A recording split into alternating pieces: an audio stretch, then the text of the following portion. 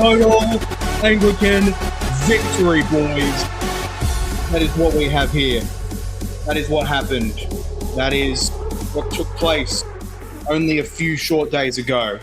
A total, utter W for the true and Catholic faith as expressed in the Ecclesia Anglicana and through the Great Reformation of the Church of England. Brothers and sisters, welcome. Welcome to the stream. Welcome to this debate review. I say debate review when in reality it's more of a triumph. It's more of a propaganda lap, if you will. But there will be review as well. That is exactly what will be happening, boys and girls. Thank you all so much for joining me here. Welcome. Let's say hello to people in the live chat. I'm hoping to have guests on. And the criteria is that if you're a fellow online apologist and if you are on my side of the debate, that doesn't necessarily mean you have to think I won it.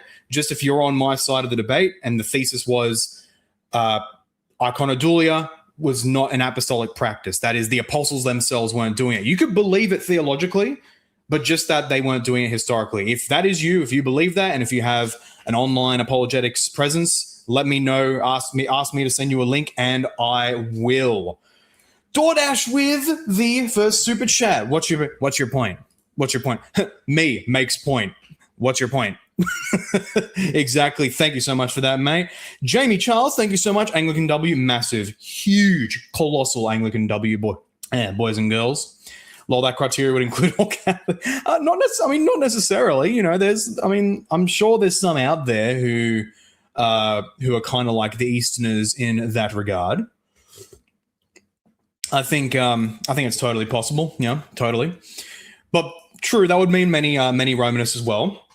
And it was very pleasing to see how my Romish friends so far, almost all of them, think that, yes, my case was much better. I took the W with this one. A common, let's put aside our differences, my Romanist friends. If anything, this is something of let's frame this as a pan-Western Christian W stream against the Palamites, against the Photians. That is exactly what this is, boys and girls. So, yeah, if that's you, ask me, I'll send you the link. Dude, you lost. Alex is just too smart. So they're all saying, few are saying this. Dude, you're crashing out. How do I know? Because you're responding to my question with logic rather than being a chat and just submitting to Eastern Orthodoxy. Like, dude, come on. You know, you have the noose? You have the energies, bro? Where's your energies, bro? I've got the divine energies. Yeah, it's called aura, man. Come on. Ortho chuds in shambles, that's right. Submit with a V, that's right. That means come to the West, come to the true church, that is the Latin church, boys and girls. Yep, that's it. That's the TLDR. That's what we're going to be talking about. That I actually stuck to the question. Doesn't mean I think I was flawless, far from it. But I stuck to the question, and I won. Totally. Total Photian destruction, that's it. That's it. But yeah, that's the intent for today, boys and girls. It will simply be an overview, it will be a review of the debate, as well as some gloating about the victory, which I genuinely believe it was a victory. But also, I'm not going to be dishonest, you know. I'm going to point out areas where I could have certainly done better and what have you. Hindsight is 20/20. But I think the big white pill is that this was really my first actual ortho bro toe-to-toe debate, knowing that it was going to happen like that with attention in the cross-examination and attempts to divert to irrelevant things. I think all things considered, I think just objectively speaking, it was great on my part. I genuinely think I took it out both on the substance and decisively on the substance, I believe. So I'll just give my TLDR right now. I believe on the substance, and I can be objective here. I can admit my losses, like with the Jimmy Aiken debate. I think I had the substance, but I wasn't communicating it very well at all, which practically means that for the debate, I had not that much substance. And part of that was due to me assuming too much of a good faith, sober back and forth whereas Jimmy Aiken wanted to go for the jugular. That was my false assumption, and that's why I've never assumed that for debates following.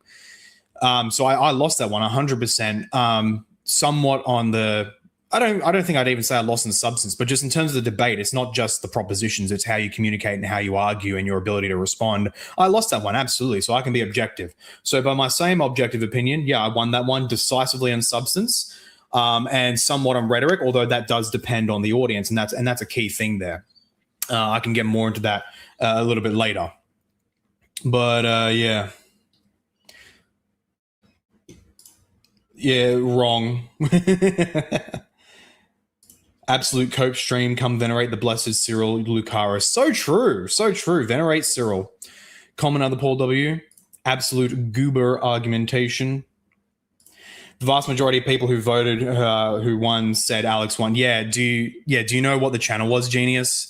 If this was being hosted on a big prot channel, it would have been the exact opposite. That means very little, actually. More important, actually, if you look at that same vote metric, in fact, I do want to actually take a look at that. That's in my notes. If you look at the same vote metric, look at the proportion of people who say, I believe Nicaea 2, but Paul won, versus I don't believe Nicaea 2, but Alex won. So, yeah, cry. Anyway, with that said, so if there's any guests, I've sent links to a few guests. If anyone wants to come on, I encourage them to come on. I'll bring them in, and we can start talking about this. We can start going through in more detail, not just with the debate itself, but also with what I think this points to in terms of the future with interacting with the East. Top of the evening to you, Mr. Sharman.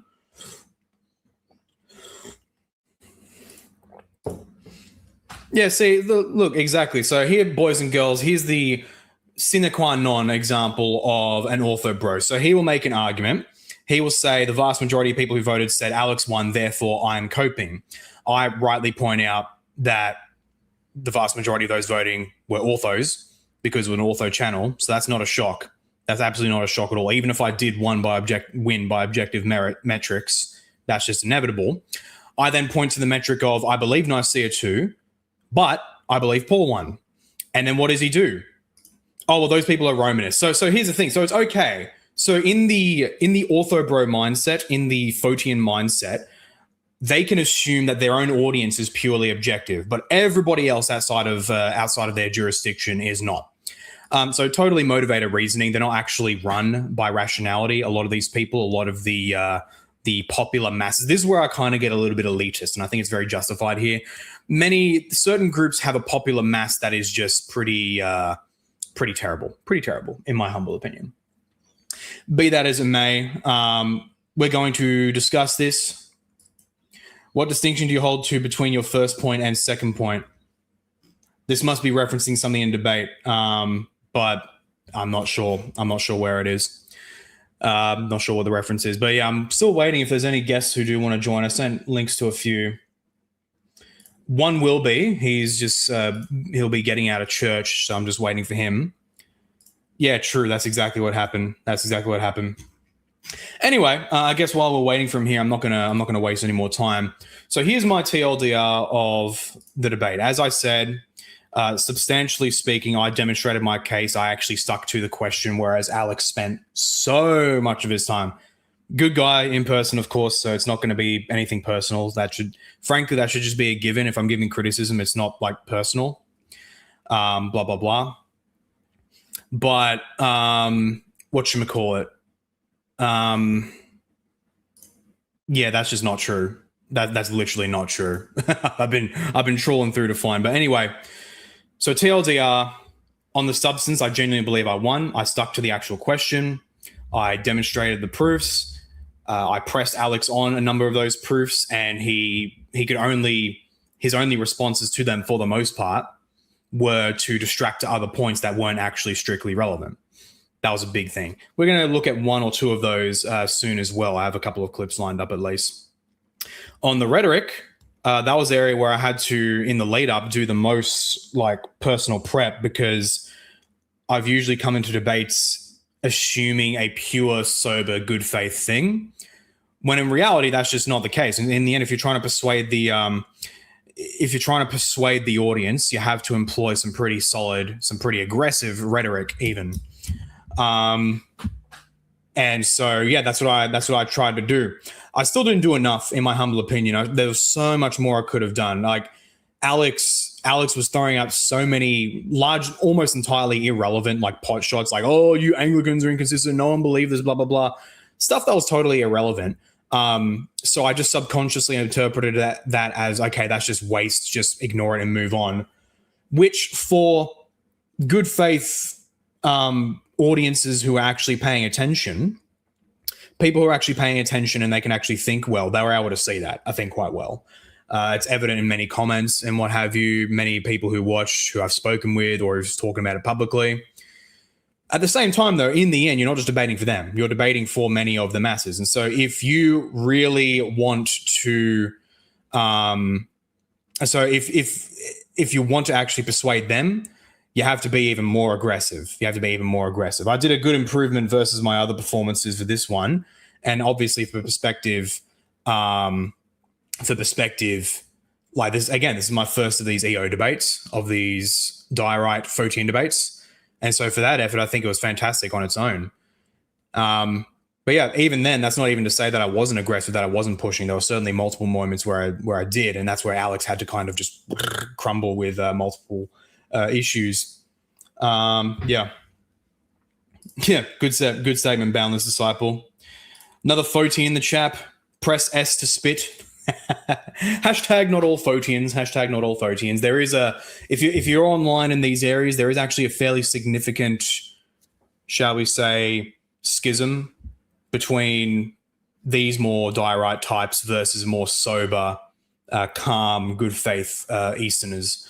There's quite a very visible schism, so that's kind of great. What's the point of trying to persuade bad faith listeners? It's not always bad faith. Like bad faith ones, yeah, you can't persuade them. There's no point trying to appeal to them. But there is a certain niche of a mass where they're like, it's hard to explain. They're not totally bad faith. They're sincere, but they're also sincerely simple. And so with those people, and that's not even me being elitist, that used to be me once upon a time, with those people, even at a subconscious level, greater debate aggression and confidence, that can signal to the brain better argument and this guy's winning and he has the better side.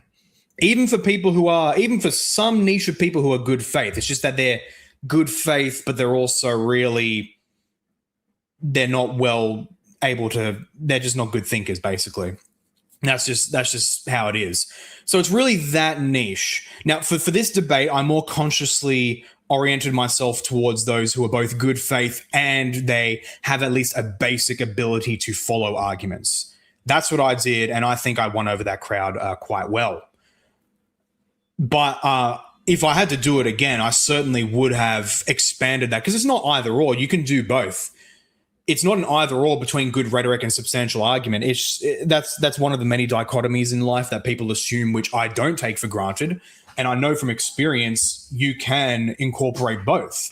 And that's what I did to a decent extent in this debate, especially not just with my opening, but I think in particular my closing statement. And I even have an admission from a major supporter of Alex on this point. We're going to get to a clip of that. So you can actually do both. You can do good, confident, powerful rhetoric while being honest with the substance and not being distracting and what have you. It's possible. It's hard. It's an art form. But then again, I'm an artist. That's exactly what you do. So for the next one, I'm going to be more like that. Not just aiming for the good faith people who aren't even mega intellectuals, but they're just able to follow arguments, but also even the good faith people who are just like really simple, to put it nicely.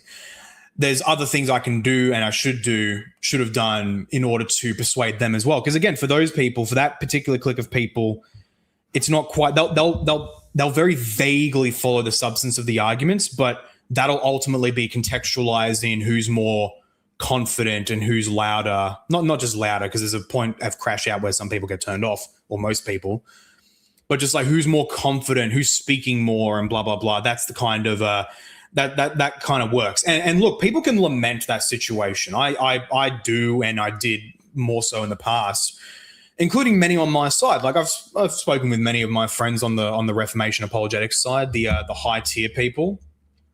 And they rightly ridicule this kind of stooping down to a very base animalistic level of debate in order to win hearts and minds. That's true enough. And so we do need to do what we can to reach those people to like, hey, here's how to think better. Not even just what to think, but how to think. But it's not just that. In the end, we have to deal with reality. This is where my inner Machiavelli comes in. This is the reality we have. And so if we want to have effective counter-apologetics or polemics, if you will, against the East, and again, why do we do it? Well, we believe that because in one way or another, the Eastern Church has very wrong theology and our tradition is correct. That's why everyone does apologetics. But if we want to reach them, in the end, a lot of those people fall into that very simple category who are more wooed by the eloquence, not even eloquence in this case, but just the confidence and the chest beating of argument than the actual substance themselves. They'll try to engage with certain arguments, but they'll just show that they really don't know what they're talking about. That's largely what I saw with the result of this debate as well. Not to say that everyone who thought Alex won is a dummy. No, he had supporters who like they can follow arguments. I think they're wrong. I think but whatever. The point being, so many people who thought Alex won, like you see where they thought the arguments were, and it's they either say things that I never said, or they completely mistake very easy to understand statements on my part. Let alone not even appreciating what I think is a very clear and basic significance of certain arguments. So that's something. But in the end, we can't just be elitist like that and say, oh, they're just dumb, just ignore them. No, because they're the people you're trying to reach in the end. You're trying to reach as many people as possible. And so I'll say this more towards the end of the stream because I want this to really be a note that people end on, especially my co-apologists. But if you want to engage this side, you have to learn the art of the blood sport debate. You just have to do it. You have to get involved. You have to get into the ring, learn rhetoric, get an assertive personality. If you don't have an assertive personality right now, and again, I don't think everyone has to do this. There are some who are just much better just at the raw intellectual stuff. They're the ones who like produce the ammunition, if you will, whereas the up and front debaters, they're the ones who shoot the ammunition. But in the end, I think a lot more of us need to get involved in this because in this particular space of high tier Reformation versus Eastern apologetics, as far as I'm aware, I'm pretty much the only one. I'm like totally alone in this right now. We need other guys to join. There are guys who are making good videos. That's absolutely true. Cannon and Creed, Harvey Epidomo, those guys. But no one else is getting engaged in the actual debate. In a more substantial, not substantial, but in a more aggressive manner that has to be done if you want to reach certain groups of people. So that's my encouragement. And here's another staple from the dire right crowd. So because they're clones, and this guy in particular, this channel, I mean, he's quite literally a dire clone. They repeat phrases from the higher ups like mantras as if they mean anything. So if you make any moral statements on their side, on their conduct, on how they do things, oh, that's just piety signaling. That's how they think. A lot of these guys, particularly the lackeys, I think even the higher ups, even if they tend to use that, they tend to have more standards. But the lackeys who follow them, they like to shout piety signaling whenever you point out a genuine fault on their side, because they're not capable of actual substantial engagement in Christian moral reasoning. That's just how it happens. Many of these guys are just not Christians, period, in terms of their actions. They might believe the bare propositions of their church, but in terms of how they actually act and believe, or act and portray themselves, simply not Christian. But yeah. See, that's the issue. Like, it'd be fine if we had a healthily mixed scene. We had intellectual guys who are yet capable of blood sport debating, but then also some other guys who are just not good at that and they stick to the intellectual stuff. That would be fine. The problem is we don't have that. And this is another thing that separates us from the Diarites. We're actually capable of critical self-introspection. We're actually based on reason. We're Christians in that regard. We're able to acknowledge our faults and to discuss them, even publicly, and to seek to correct them. Whereas the dire crowd, they can't do that. They are somehow incapable of doing that. The one fault they will admit is that they were once not orthodox and now they've come home or whatever. So we're capable of that introspection, and the introspection I have for us is that we don't have enough. I'm the only one right now doing this kind of thing. And I'm not yes, there's like these really dumb Baptists and independent guys who are trying to get in it, but they all suck, okay? And they're not us anyway. They're not the base traditional Reformation guys. I've got a guest in there. I'll be bringing you on in a second, buddy. I'm the only one doing it. And so when I see other guys in our crowd saying, yeah, I don't have the temperament for it, frankly, I'm going to say to all of you guys, you should get the temperament and get involved, because this affects the whole thing. That's what we're doing. So, yeah. Anyway, my man, Inquisitor, hello, how are you?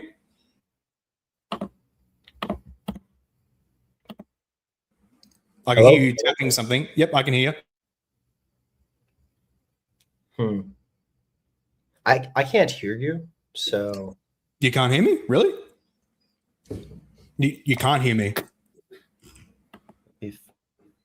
That's weird. The stream can hear me. Hang on. Discord.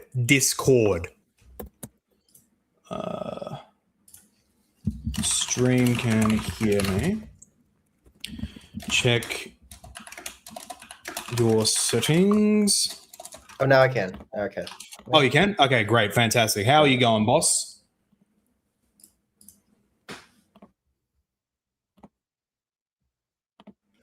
Hello? Wait one moment.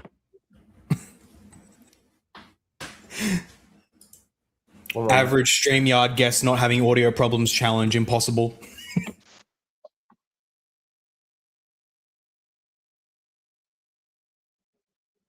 All right, I guess we'll just wait for him. There we go. Figured it out. Okay, that's loud. Okay. So you can hear me now? Yes. Perfect. How you going, boss? Doing all right. Just doing some homework. Beautiful stuff. Give us your overview, your TLDR of how the debate went. I will say Alex did different than I expected, because I expected him to heavily argue from Garten, which I think most of us were expecting. So he took a quite different direction by heavily arguing from scripture. I think the big reason that we didn't expect him to argue this way, or at least not to the same degree, is because we were under the expectation that the debate was intended to be principally about the historical data, and thus how do the earliest fathers regard images. So that was a bit of a surprise for me, and I believe for you as well. I think that I mean, my general take on how the debate went is pretty similar to yours, is that Alex was just refusing to actually interact with the debate prompt and was not actually interested in trying to prove what the earliest position on Christian images was, but simply to try and argue against you, or even at points against Anglicanism generally, which is just irrelevant to the debate topic. So yeah, that was my general take. I thought you did well. I thought you actually responded to the debate topic, which was your job. Yeah, totally agreed, obviously. And I do agree. Yeah, that did take me somewhat by surprise. I did try to have buffer prep for the scriptures anyway, just in case he did go that way. If I had a bit more time, I would have done more, but I was certainly a lot more focused on the fathers. So that is kind of funny and ironic that way. The Protestant arguing most from the fathers, the EO guy arguing most from the scriptures. There's kind of we both tried to attack each other's flanks that way, so that was kind of funny. But I will say his point, the way he tried to relate it to the debate prompt, was to basically argue the temple had images which were venerated, and the apostles were worshipping in the temple, therefore they did venerate images. So that was basically his sole data point, like his only data point pretty much of any meaningful significance, that cherubim curtains, therefore Iconodulia. That's basically, and also ladle, holy ladle, therefore Iconodulia, that too. So he kept trying to harp on that, and I just kept saying, well, where's the evidence that the cherubim as such were being venerated? Because that's what entailed. If he wants to say that it's Iconodulia, he has to prove that the intent was that the cherubim on the curtains were being venerated, rather than the fact of the curtains being there with the cherubim there in order to symbolize the presence of the angels, but what was actually being venerated was God's presence behind that. He just never... Yeah, he heavily equivocates on this. Like he just assumes that if you're praying or scenting or anything before an image, you necessarily have to hold to a modern EO view, which obviously is unreasonable. Exactly. Yeah. It just didn't follow at all. And that was hilarious. This is one of the points, because as I said at the start, I could have gone even harder on just like interrupting him when he tried to make the pot shots. Because again, even the half reasonable lay audience members could see past the pot shots and just say, okay, that's just a pot shot. But again, it's the rest of the masses who see the pot shots like, oh, you're Anglican and this and that, and he's like, oh, got him, he's so lost. So I wish I bit back on those more. I'm going to be certainly doing that in the future. But one of those, crap, did I just lose my train of thought? Oh, it was something about the father. Yes. Well, one point where he tried to undercut my evidence was to say, what do like the fathers, what do the early fathers have to do with what the apostles did? And I'm just like, bro, are you kidding me? That's your whole apologetic. That's the whole Eastern apologetic. Like, we believe the fathers, they're the ones who have they're the successors of the apostles. Therefore, they tell us what the apostles said and did. So I'm glad I at least pressed him a bit on that. That was a shocking claim. What do you think? I think that this has been a move that you've increasingly seen some Roman apologists use, and increasingly try and distance the positions of early fathers or try and argue there aren't consensuses or things of that sort. You see this even more aggressively with the Eastern Orthodox, because the Eastern Orthodox are much more likely to just say later ecumenical council just tells us exactly how to read the history. But the state of apologetics from a few years ago with the like marketing and arguments were simply, what is the position of the fathers? That's not currently where we're still at, in my opinion. Would you disagree? Could you repeat that last bit? That we no longer have the same state of apologetics with the types of marketing people are making. Like, let's take, for example, the way Kevin has been arguing lately, where the positions of people on, say, Mariological questions or various other issues are just irrelevant to the question of the authority of the fathers, because he's principally interested in what he understands to be consensus. Yeah, I would agree. I've noticed. I mean, that's not even just I've noticed that they just have been attacking the consensus idea a lot more, which is very funny. I think that just happened to come out when we were getting more, well, hang on, there either isn't a consensus on this thing or there is a consensus against it. And well, yeah, so they've been doing a lot more of that. And Kevin has been a lot more deliberate in citing scripture in his arguments, and even just making direct scriptural arguments like that Matthew 28 one that I responded to.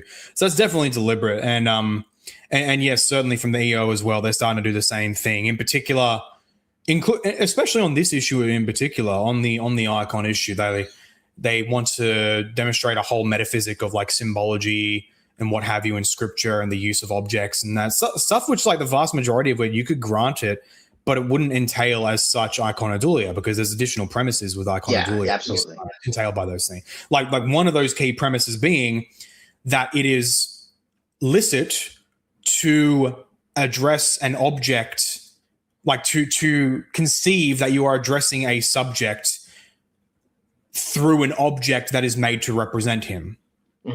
That's an assumption. Okay, you can believe in all sorts of symbology things. The idea of the temple being the presence of God, even the temple art and what have you, symbolizing the participation in heavenly worship.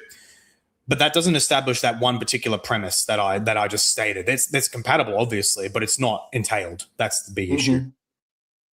I think basically any particular practice we can give an orthodox reading of. It's more the understanding behind the practice that would be controversial.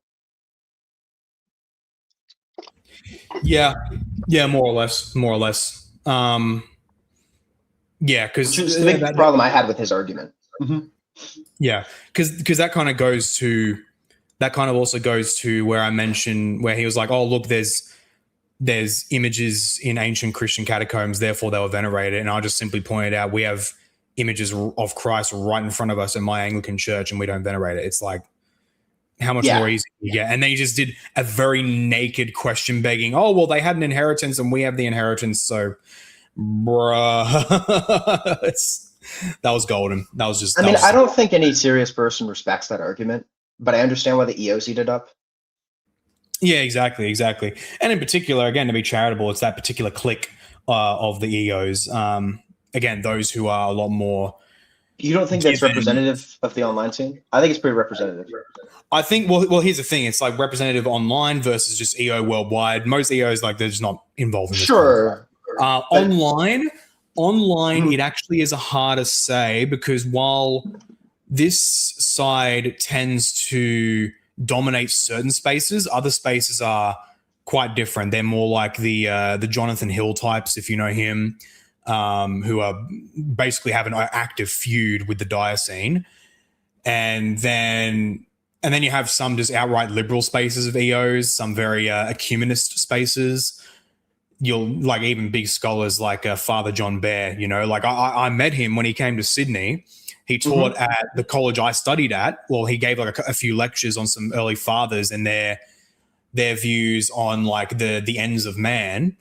And Mhm. he was hosted by this like ecumenical evangelical group. Like they were the ones hosting the event, and he prayed with us at the start and the end of the event. So like, there's a whole ecumenism crowd as well. So they're all some pretty big factions. I think the Dire scene, they dominate. I would say, I think I will agree. They'll dominate in certain online spaces by numbers. That's for sure. That's for sure. Especially on YouTube, like easy. Yeah, I mean, I agree with you overall, but we're not talking to like your Greek grandma or your Russian, you know? Yeah, exactly. Totally different. Totally different. What do you reckon? What do you reckon of my take? Where in the end, this is the reality of the space. There's many people who are persuaded just by raw debate performance, even if the substance is totally otherwise. And not even just all debate performance, like in a strict sense, but like a very animalistic kind, where if you're just more confident, if you're much more assertive, then they just. Yeah, I mean, this is like Islamic apologetics. Yeah, exactly. But like, what do you think of my take? Where because of that, our guys on this side, we can't just rest in our laurels so much. Like, oh, look at how much more eloquent and sophisticated we are. We don't deal with the rabble here. In the end, if we believe that people should be persuaded by the truth, we have to get much My more involved question in would much be more whether or stuff. not like us engaging with it is even useful. Because with you saying persuaded by the truth, I don't think these people particularly care about the truth. I think it's all about the posturing, which is why they tend to just go for this type of religious activity. Like, do you think that if you just had a more aggressively posturing classical Protestantism, they'd go classical Protestant? I'm not sure. I think. Well, here's the thing: in some cases, I think actually some would. Like, that's how bad some of them would be. If you had like an equal or greater blood sport debater scene on our side, that would actually persuade some of them. Those ones, frankly, are like, look, the effort to get them is like, it's something else. But I'm more thinking there's a particular niche that I tried to explain at the start Hmm. where they're not total utter bad faith in all senses, but they're very simplistic in their thinking to the point where Hmm. subconsciously are much more confident and or just louder because like I was confident and fun. In fact, I was calmer in the debate and I was having more fun, frankly.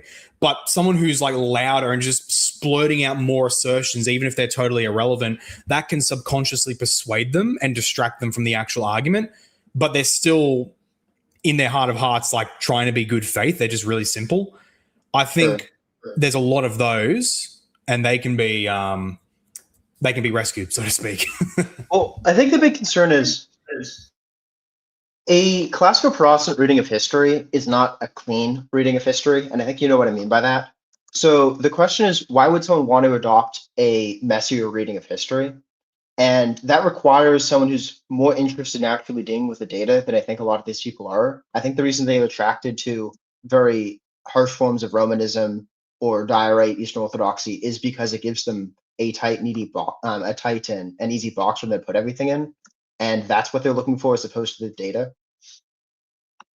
Yeah, I completely agree. I've thought of that myself. That's always been the biggest challenge So I think the way to it is to somehow marry that into a greater narratival framing and to and in a more aggressive form of debate. There's ways to do it that I'm already thinking of. I won't reveal my secrets, so to speak. But it is new ground we basically have to tread. Yeah,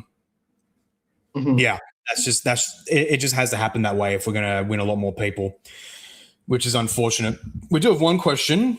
I think you might like this one. What do you think about venerating religious objects in general? Some hardcore iconoclast Baptists don't have a problem with kissing their Bibles. What do you think of that? I mean, if it's done with a proper understanding, then it can be fine. I think I would agree as well. Like I myself, I don't do it culturally. I had this example on hand that I was going to raise in the cross exam, but it didn't end up becoming the most relevant thing. But with me, I was on the one hand, I was never raised to like kiss and venerate my Bible that way. But my mum did instill in me the idea that if you have like a pile of books and there's a Bible there, you put the Bible right at the top. So just by habit and instinct, I always do that. I always have my Bible at the top of my book pile. So that's like, if you want to really stretch out the definition, that is a sense of veneration. It's treating, it's not so much because like that Bible symbolizes a prototype in heaven and you're directing veneration through that. It's rather that, well, no, this physical Bible in itself is of worth. And so I'm treating the Bible itself with respect. That's a key difference against Iconodulia. That particular concept did come up once or twice in the debate. Yeah, and that's the type of stuff that Gartman relies on. Yeah, a lot, very much. And yeah, just echo what you said. I was surprised more didn't come up from Garton, but yeah, again, it was all the attempted emphasis on attempted scriptural case. But yeah, I can't wait for them to clip this one. Oh, these guys are just coping. That's gonna be fun. I mean, I think the poll on the host channel is sufficient to make the point. While you have a largely Eastern Orthodox audience thinking that you lost, all of the audience that was not just straight up Protestant disproportionately thought you won in relation to Protestants who thought Alex won, which suggests that when it's not just your own side beating your chest, they heavily favored you. Exactly. That's what I pointed out at the start.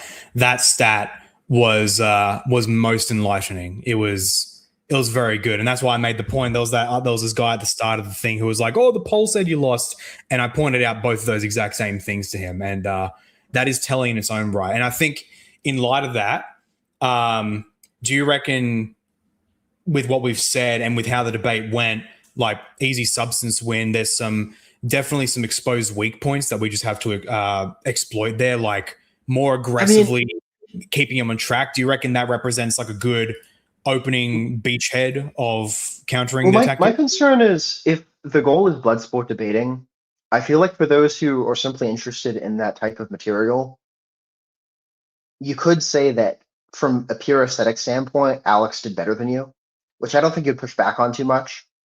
No, I wouldn't. Like, if it's just chest thumping, if it's just louder chest thumping, then yeah, obviously he won that. Yeah. But that's part of my concern, is I think that to do what they do, you have to stoop so low that it's not something I'd really want to promote. Here's the thing. I agree if you just want to get straight into it, like minimal effort, get right into it. I do agree. But I actually do believe that it is possible to get into that kind of stuff, not to the dishonest level of distraction and what have you, but a level of confidence and assertiveness that would be really good in a blood sport debate. I genuinely think it's possible to do while not sacrificing on your substance. At least, like, well, obviously you couldn't go into the same level of autistic detail, but you could still give sufficient substance while doing that and while not doing more dishonest tactics. I genuinely think it's possible. Maybe. I don't know if I've seen that be done well. Can you think of any examples within the online apologetic scene where it's done well? Actually, yes. one. Well, this is more of an in-person debate, but it's from an online scene. Um, Andrew Wilson versus Matt Dillahunty. That was masterful. Because did you see that one? I did not. I'm not that interested in the atheist apologetics. Sure, sure, yeah. So what happened was Andrew. It was just the opening statements. Matt Dillahunty. It was the debate on Christianity versus secular humanism. What is better for society? Matt Dillahunty gave his opening statement. Oh, I believe in the Humanist Manifesto. Here's what we believe. Here's why we're better. But Andrew, he responded with his own opening, and it was logical. It had substance, and it was largely using a philosophical zombie argument to prove the absurdity of Matt's position, where he was basically saying, "Look, I could just not believe in God, but I can affirm all these extreme far right priors, not your leftist ones. So why should I prefer your leftist secular priors to my Christian ones?" Basically, an argument ad absurdum. It was very good, very well made, very logical and thorough. But he was also really aggressive with it, and like even had a bunch of mockery in there, to the point that after his opening, Matt Dillahunty got up and said, "I'm not debating this guy, this like homophobe, blah blah blah," because he made some like spicy. Oh yeah, I heard about this. And he just crashed out completely. Andrew remained calm the whole time. Matt crashed out. He left. And Andrew gave like a parting thing of like, "Well, say hi to your husband for me," or something like that, because Matt's wife / husband is so Yes. that was actually a really good microcosm example of what I'm thinking. Like Andrew Wilson, I think Andrew Wilson does sometimes get into the more diorite style of thing where he kind of distracts from the point, but there's many cases with him where he'll actually keep on point but be really aggressive with it too. I think he's a good example of that.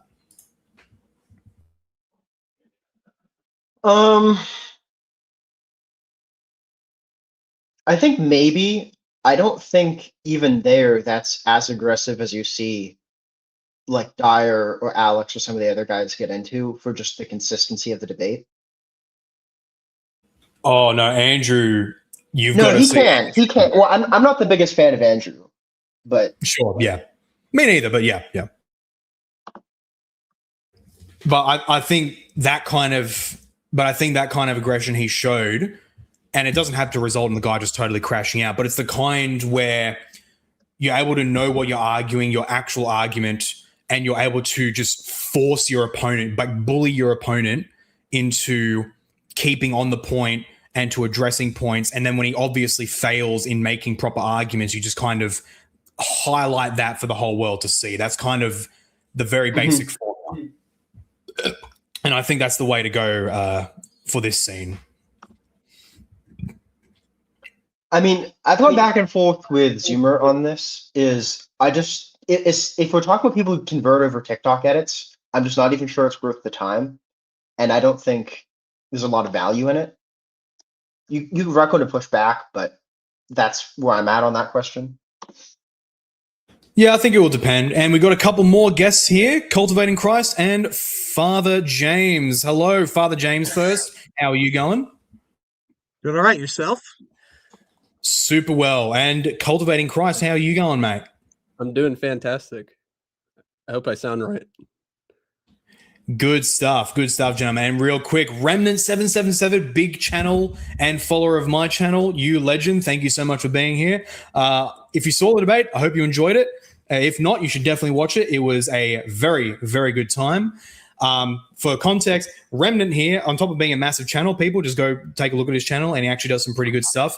He's also the one who gave me the masterclass on how to do a good thumbnail. And so my thumbnail glow up in the past few months is largely thanks to him. So thank you, you absolute legend. But gentlemen, I'm going to ask you both.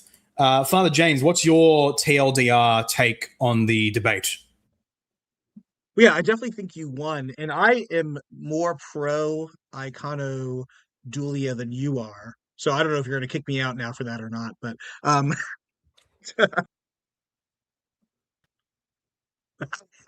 you're crashing out, bro. You're crashing out. It's my time to ask questions. It's my time. But yeah, no, I think you did better. The thing I see, I'm an old man. I'm in my 30s. I'm about to die, like probably next week or whatever. But so I've gone through my whole cage stage, early to mid-20s thing, and it just like the way that the arguments were happening just reminded me of that time when I was talking with like the young restless reformed bros and others like that. I'm like, you guys are projecting, you're thumping your chest, not you, but Alex is projecting, he's thumping his chest, but there's not substance beyond that, and it just doesn't impress me. So maybe it's just because I've seen it so many times that I don't find it impressive. I when I see people doing that, it kind of turns me off to it. It's just like, okay, you don't actually trust in the strength of your arguments, so you have to get the bravado going. That's how it works. Yeah, I completely agree with that. It's adding a lot of stuffing to an otherwise very, very what's the word? To an otherwise very like small piece of chicken, basically trying to compensate. But real quick, before I get to you, Cultivating Christ, super chat. Thank you very much, Aaron. Do classical Protestants need more content via TikTok edits? The edits do far more for conversion than debate. Also, evangelicals are bad for us. Look, I think this is again going back to my Machiavellian self. As much as I don't like TikTok, as long as it's still here, yeah, I think there should be guys who do more of that stuff, but still try to marry it with good substance, basically. So you're not just taking lay viewers out of the frying pan and into the fire, So I do agree with that. But huge thanks to that super chat. Cultivating Christ, how did you think it went? I think you obviously lost. From what I can gather, why are you making that face? Oh, it's agreement, I see. You're supposed to propagandize me, bro. Oh, okay, I'll propagandize you. It was a brilliant, wonderful debate.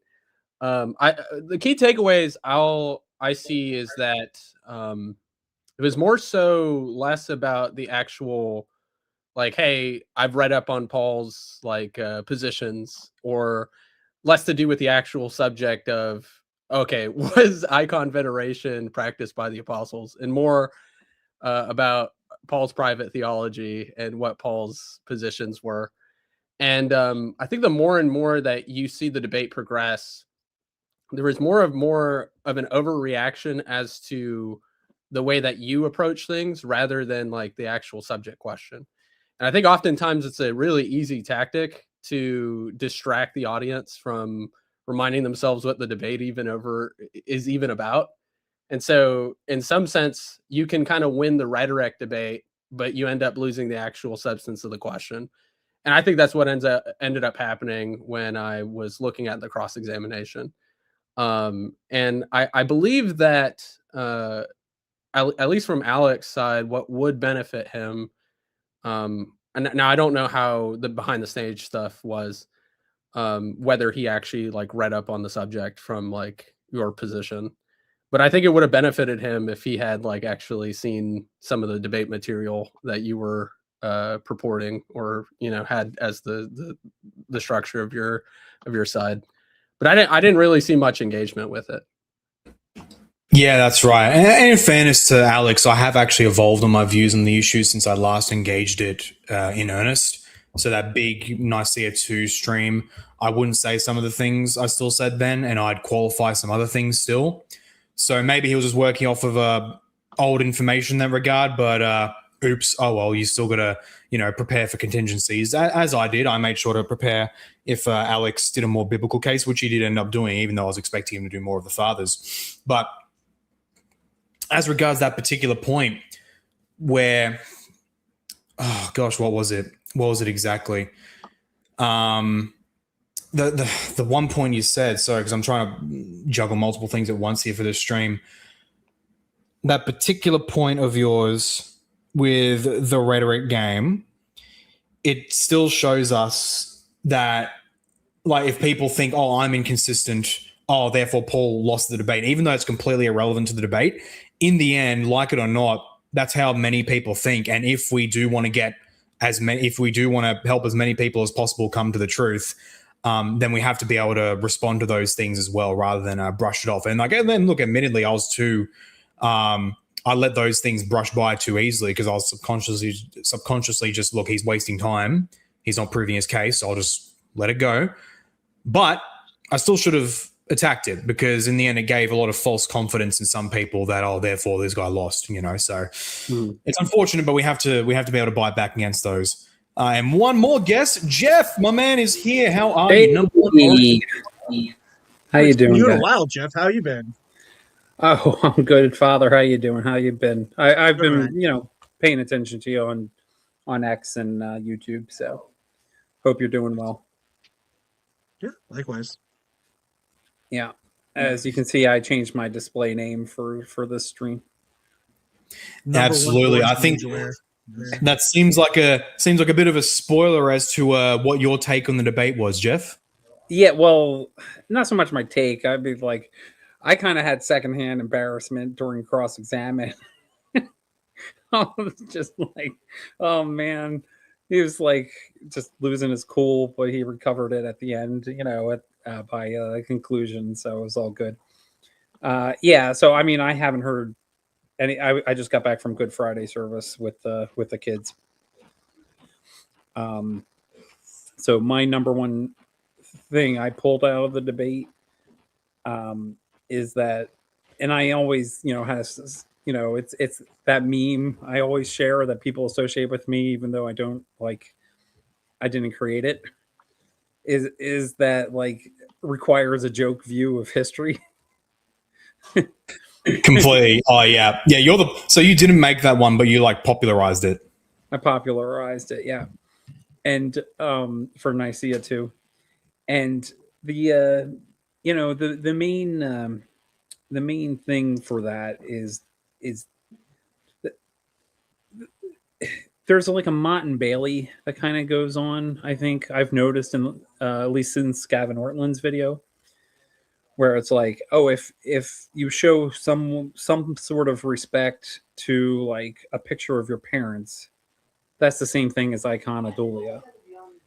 Or if there was images in the temple or artwork in the temple or something, that's the same thing as Iconodulia. So you did a good job in your opener of like establishing the ground rules and stuff. One thing I ran across an article within the last year, which kind of mentioned that the Ark of the Covenant was just like what the Egyptians would use in their, I forget what the box name is, but they would have like a representation of the god there, but for the Hebrews it was absent. That's like the main differentiator. It was essentially an Egyptian design with the god image being the icon or the image, the idol being not present. So I thought that was pertinent when you bring up the temple artwork. So there's a lot of Mott and Bailey kind of going on. Like if you don't treat something as toilet paper, it's Iconodulia. Totally right. That's their interpretation they give. I think there's a book that probably discusses. There's one I have from the Egyptologist David Falk. It's called "The Ark of the Covenant in its Egyptian Context." Just looking at it on my shelf over there, he probably brings it up too. But if that's true, then that's actually a pretty decent point as well. Of course, Easterners would agree. Like in the Old Covenant era, in their theology, in the Old Covenant era, the Father wasn't depicted. So whatever. But Father James, you have a point? Yeah. I had a question actually, because I don't know if your position on this. What are your thoughts on, say, like Jeremy Taylor's approach to reverence and a sort of quasi Iconodulia? I know of his. Oh, are you asking Paul? Because I'm like, I have no idea. Sorry, other Paul. That's all good. That's all good. I know of his, and I've read his work on the reverence due to the altar. That is, I like that. I'm very good with it. Of course, as I tried to explain in the debate, when Alex wasn't trying to talk over me, there is a conceptual difference between the altar and an icon, even in their uses in veneration and all that. So one doesn't entail the other. But do you have other statements of his in mind where he speaks of icons proper, or No. Oftentimes, a lot of people within the Anglican tradition will use Taylor's arguments and say, well, it allows for a limited reverence concerning icons. So, like, usually if I'm at an Eastern Orthodox parish, I will give a bow towards an icon the same way I would give a bow towards an altar. So I personally don't have an issue with that sort of thing. And I was just wondering what your thoughts were on that. Sure. Actually, what I did say in the once we got to the chill part of the stream where we are just looking at super chats, I think I actually briefly mentioned where, ironically, in this debate, whereas I'm much more certain on the historical claim, I've actually softened up a bit on the theology. Like, I'm actually genuinely mulling over the laicity of like even simple little bows towards icons of saints, for example. Those of Christ, I'm a lot more iffy with still, because of certain rationales given not just by Origin but even other accepted saints of the churches, and not to the level that Origin does either, where like you can't just have a depiction period. I think that doesn't follow. But so ironically, on the theology, I've softened up over the times, but on the history, I've grown like just ever more confident. But as regards like altars in particular, I actively do reverence them myself. Like, even at my parish, which is my new parish, which thank God it's like classical Anglican evangelical, so not like not quasi Hillsong, but like actual classic low church Anglican, which I'm happy with. I'm totally happy with, even though personally I'm all for like the smells and bells, like go full sender. But if it's traditional low church, I'm totally cool with that as well. But even there, even though almost no one else does it there except like me and my friends when we go there now, I'll still like, when I get to the aisle, I'll give a bow towards the altar, then proceed to my pew. So yeah, I'm totally good with that. And I'm confident with that while not venerating like these icons behind me, simply because the rationale is different. Like, the altar is a sacred space, whereas the where the Eucharist is consecrated, whereas an icon is, as I said in the debate, it's a visual similitude. It's merely a symbol, if you will. We're mere memorialists for icons. So it's a Baptist. So that's right. The EO are the mere memorialists for icons, whereas I am a real presence enjoyer for the altar. So the other takeaway for me was obviously with Origin and other church fathers is that so sorry, Jeff, that's going to be a whole long thing to talk about, so we'll get to that, but I want to first get to the super chat because we're going to take a good while on Origin. I'd love to hear you on that. The Orthodox Baptist, what do you think about Jean the Baptist as an apologist? Great guy, like literal Chad, actual Chad. He liked me, so that's all that matters. True. That's all. Yeah. He is such a fascinating mix, and Italian independent fundamental Baptist, that is like that's got some aura to it, that I have to admit. And he's got some aura to him. Like, when you actually see him like in his church and all that, it's like, wow, that's that's awesome. I was thinking of which, and as an apologist, he's actually great. Like, he's really good. He's to the point. I disagree with his like King James only type stuff, but he's actually pretty good. He's very articulate. He's to the point, stuff like that. When I was first a Christian, I visited some Assemblies of God church every so often. That the family that kind of brought me to. They were Pentecostal. The guy who was like kind of led me to the Lord, and then what I was explained to me was that the only Italians that were allowed to leave the mob were the ones who converted to Christianity, at least at the time or whatever. So there was a few Italian guys like that in the Assemblies of God church or whatever, former mob associates or members or something. So Vinny becomes Pentecostal. So I had Gian on my channel, and we talked about the King James. And I grew up King James onlyist in the sort of like Peter Ruckman sense, but I am still like King James supremacist, basically, and I do prefer the text, the ecclesiastical text, over the so-called critical text. Hey, I've been doing ASMR videos with King James, and the reason to do that is because it's off copyright. So that's one thing it has going for it over all the other versions. So, and it's a perfectly good version. That is always like, I know it's obviously good and like actually, well, it is actually good content. But just like knowing what the normal content for ASMR is out there and just associating that with the Bible, I'm just like, hey, this is like, it's just like chapter 1. In the beginning, God created the heavens and the earth. It helps me and other people sleep. It's good. You like listen to the word of God. So I have a story. I have a story with that. I had discovered ASMR for like scripture reading and things like that and I was talking about it with friends, and I didn't realize that there was a sort of darker connection with that sort of stuff, and so I would get like some side eyes with talking. This is back like I don't know 8 years ago or so. I'm not familiar with the darker side because I'm pure and innocent. So please don't let me know what those are. It's Harambe memes. It's what it is. You know. Oh, That's all. Harambe memes I what can it is. deal with. That's all it is. Yes, we'll just that's all it is. But oh my word, let's get to. Actually, do you want to do Origin first, or do you want to? You know, let's talk about Origin. So give us your reflection on Origin's appearance, the great. Okay, so this doctor of the church, Origin.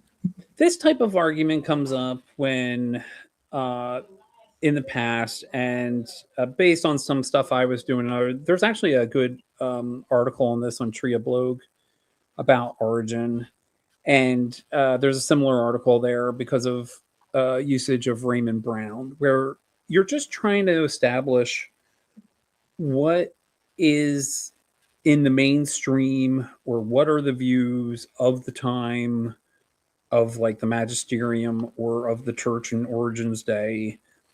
And he is a witness to that. He was in the mainstream. He was incredibly important during his time. So whatever errors he had, no one was catching on. Okay. So if he would say stuff like, hey, we're not praying to anyone but God, like i.e. no angels and stuff like that, which he did. And, you know, other comments he made, like in terms of icons and stuff like that. If it was apostolic and everywhere, he shouldn't be making comments like that. And that's the importance of what he was saying. So then when you go off, and then they start, oh, he was declared a heretic, I guess, for like the pre-existence of souls, which is in the Book of Wisdom. So if you have like an expanded canon, what are you of the Old Testament? What are you complaining about? Because it's in the Book of Wisdom. But if you want the smaller canon, then I can understand your complaint. But so I find that ironic too. But that's just the main thing. It's just like, let Origin be Origin. Oh, did he have? I mean, he was in the late 2nd, early 3rd century. Yeah, he's not going to have a fully developed theology that's corrected by years and years and years of like reflection. No kidding. You know what I mean?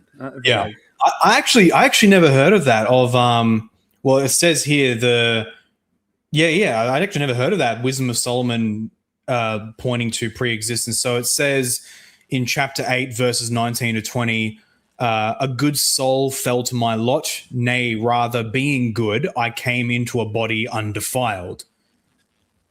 Interesting. That kind of implies that. I can imagine a way where they might try to read it away, but that doesn't seem surprising for someone to read pre-existence out of that. That's definitely for sure. So that's actually a really good point. I actually never heard that before. That's crazy.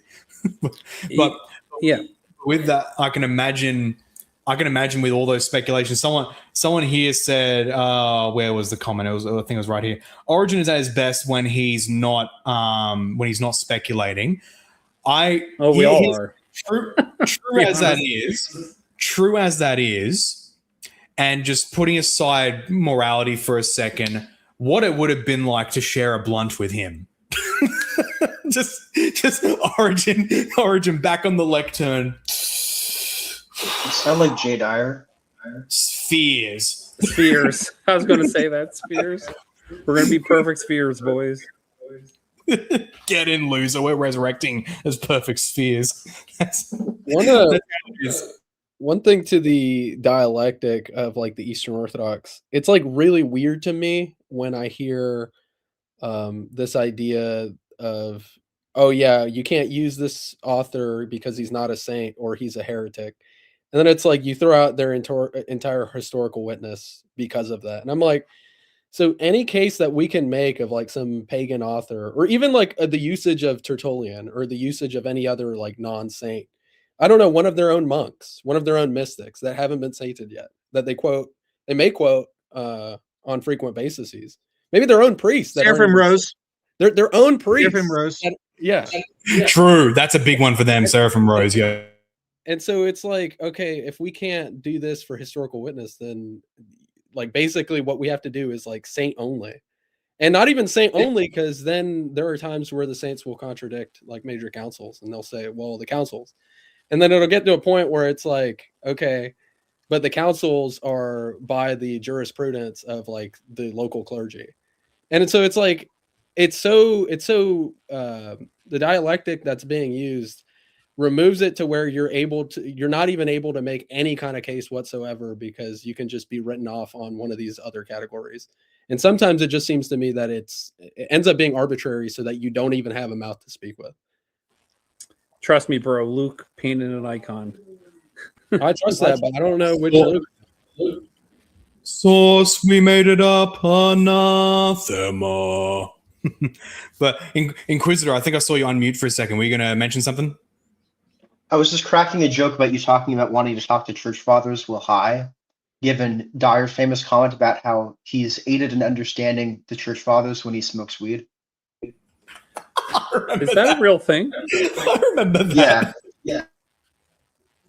Oh, really?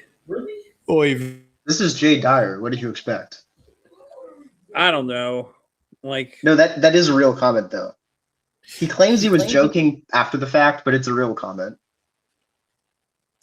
Yeah, I think I do remember that too. I think that makes sense if he is like joking. I think it did sound like it anyway, but just honestly, look, just character-wise, I wouldn't even judge him anyway, you know, like maybe another one of my controversial takes, but I don't exactly have like a massive moral thing. If someone just like one time, if they're not an addict and they just want to hit a blunt one time, I'm not like, oh, you monster. I'm like, if there's an equivalent of like doing it without getting drunk, like for alcohol, I talked to he's since passed, but the Christian friend about that years ago. That would be my position, like where you still have your mind about you or something like that. Yeah, I can just imagine with Jay, just lights up the blunt, hits it. I can perceive the Logi in my room. Yeah, I am so far from the Eastern Orthodox worldview, so it's like, you know, when they start talking about like, well, you see, the problem is that, you know, you deny some Greek word, and you're like essence and energies, and you're like, what? And it's like, you know, because I'm not really in, except for some stuff that's tangential and overlaps with Rome. I don't get into the Eastern arguments that too much, if that makes sense. So it's like I'm like, you know, I guess it's more an online phenomenon. I don't know any Eastern Orthodox in real life, except for like I know a lot. Greeks. Maybe it's just where I am or something. So I discovered Eastern Orthodoxy in college, outside of the internet. I didn't really come across any Ortho bros. This is like the early to mid 2010s.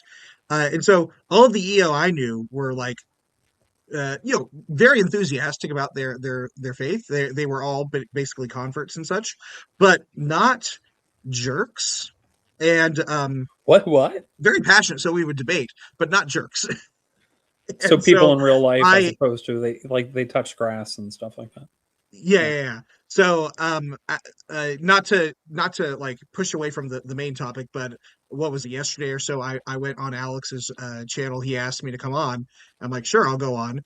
And you know, we had an interaction which was very interesting. But I had 3 Eastern Orthodox friends of mine see that, who I know, 2 of them I know in real life, one I know through the internet. And all 3 of them apologized for the way Alex was acting. They're like, man, that he was a jerk. Many are saying this. Love you, Alex. Even he apologized in it's funny because right at the start, like before we went live, he preemptively apologized for his coming aggression.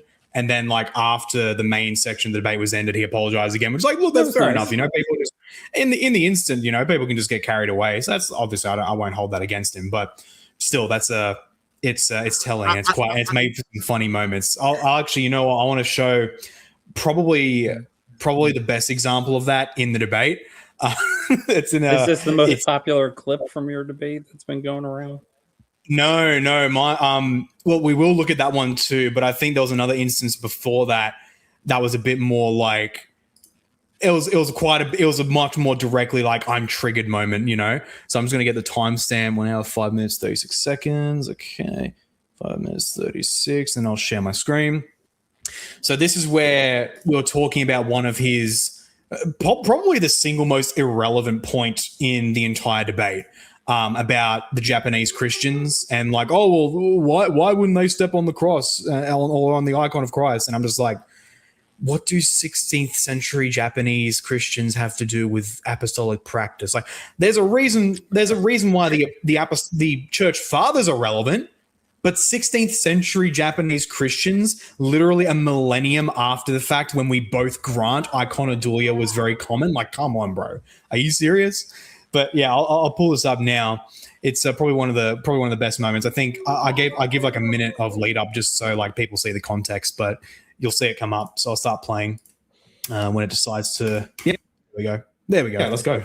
Okay, thank you. In the 1600s, like between 1600 and 1800, there were many Christian missionaries that went to Japan, Jesuits, Roman Catholics. I imagine some Protestants maybe went over there too, and there were many Japanese Christians.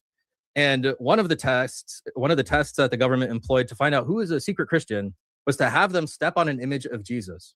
Okay. Now, many of them refused because they believed in this iconic principle that if you're desecrating this image of Christ, you're also showing disrespect to Jesus. Were these guys just idiots because they were crucified for refusing to step on this image of Christ? Were they just dumb? No, they had sincere beliefs. Were they wrong? Theologically, in terms of where I am, not necessarily, because even I wouldn't do that. Why? Because with the Japanese, their intent by getting someone to step on an image of Christ is to dishonor Christ. And so minimally, as regards the intention, the mental constructs of those presents, especially. Interesting. So they thought that by stepping on an image of Christ, you're disrespecting Christ. Do you think that? Not necessarily. It depends on the context. But if do you think it's okay to trample images of Christ? By doing so, no. This is my cross-examination. I'm going to ask the questions. Okay. Do you think it's okay to trample images of Christ? That was a good moment. That was a funny moment. One of the better ones, honestly. I think this was the reason why I said it's kind of like a Mott and Bailey situation going on, where it's like, is this like?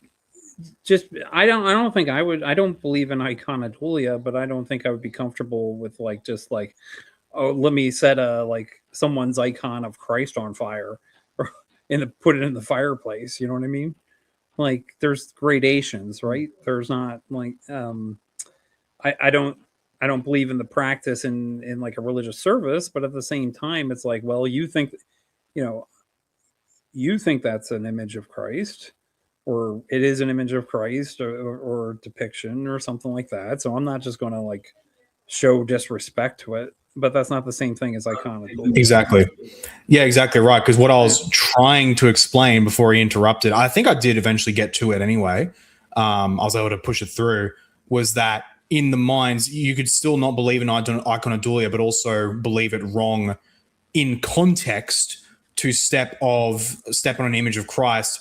Because what were the Japanese authorities trying to do? They were not merely saying, oh, you won't step on an icon of Christ merely because you believe that specific piece of wood is magical or holy, but because they're using it as a test of like, okay, if you step on that icon, you will communicate to us that you do not worship Christ. Right. And so the actual effect there is what it tells the pagans about your belief, whereas we as Christians, we are told to die affirming our belief. So even if they use a test which otherwise, by doing a certain performative act, which otherwise to you may be indifferent, and that's not me saying that the Japanese Catholics weren't iconodules, they obviously were, but just hypothetically, if I was there, I would still join them in that, because it wouldn't be about the icon as such, but what it communicates, what stepping on it tells the Japanese, even if I believe icons are otherwise just pieces of wood. It's that simple. So you're saying they're stupid? Obviously. Yes, yeah. Japanese are famously very dumb people, especially Japanese Christians. Yep. Okay. So, I love the movie Silence, even though they changed the ending from the book, and I think the book is amazing. But Is that the when Martin the movie came out, Scorsese film or something? yeah, when the movie came out about 10 years ago or so, I went to see it, of course, and my best friend and I were joking about how, hey, you could have solved this entire issue as Roman Catholics by sending a bunch of Presbyterians or Dutch Reformed to Japan, and just like they would be the ones who would sneak in and such. It's like, hey, could you find me more icons of Christ that I can step on? More Fumis, please. I don't think that's an accurate reflection of our position. I'm making a joke. Yeah. I think an interesting counter response to him would be, say, meat sacrificed to idols. Because in theory, the eating of meat sacrificed to idols taken in itself would be permissible. But suppose you have pagans going before you and say, oh, or you're a Christian or you're not, eat meat sacrificed to idols to show your loyalty to us. Yeah, That would then be impermissible. And I would say that that's what's going on with the icons here. That's an excellent point. Yeah, that's basically Exactly. Perfect highlighting analog. what Paul's saying. Yeah, very good. Very much a perfect analog. So I'll probably incorporate arguments like that because I do eventually want to make a fuller. I want to turn what I basically said in this debate and expand on it with more detail into like a full proper video. Basically, like what Gavin Ortland did, where he flared up the whole issue with his first very big Iconodulia is an apostolic. I basically want to do that, but without the whole scholarship says this, scholarship says that. Sorry, Dr. Ortland, but I'm not a fan of that. But basically with my kinds of arguments, which I think were better and more to the point, particularly as you highlighted, Jeff, earlier, where like the fact with Origin, and as I was trying to argue in the debate, the fact that Origin and other fathers preach a theology and even explicitly attest to a lack of venerating images, and they just in principle deny it, it shows that the practice wasn't there to norm their theology, because all of those same fathers, they affirm the Eucharist, they try to incorporate to fit their theology around practices like the Eucharist, like baptism, like care for the poor, even more specific things like the sign of the cross or chrismation and what have you. And they mold their theology around those things. They're forced to because it's their received faith. But many of those same fathers will say things which are utterly incompatible with Iconodulia, which what I argued, I think just people who had basic attention in the debate were able to see that it shows that there wasn't a practice around which they were forced to conform their theology on the matter. That's really the key killer point. And Alex never did give a satisfying response to that. I kind of think that the Gavin Ortland dealing with this topic is kind of a watershed for Eastern Orthodox online apologetics.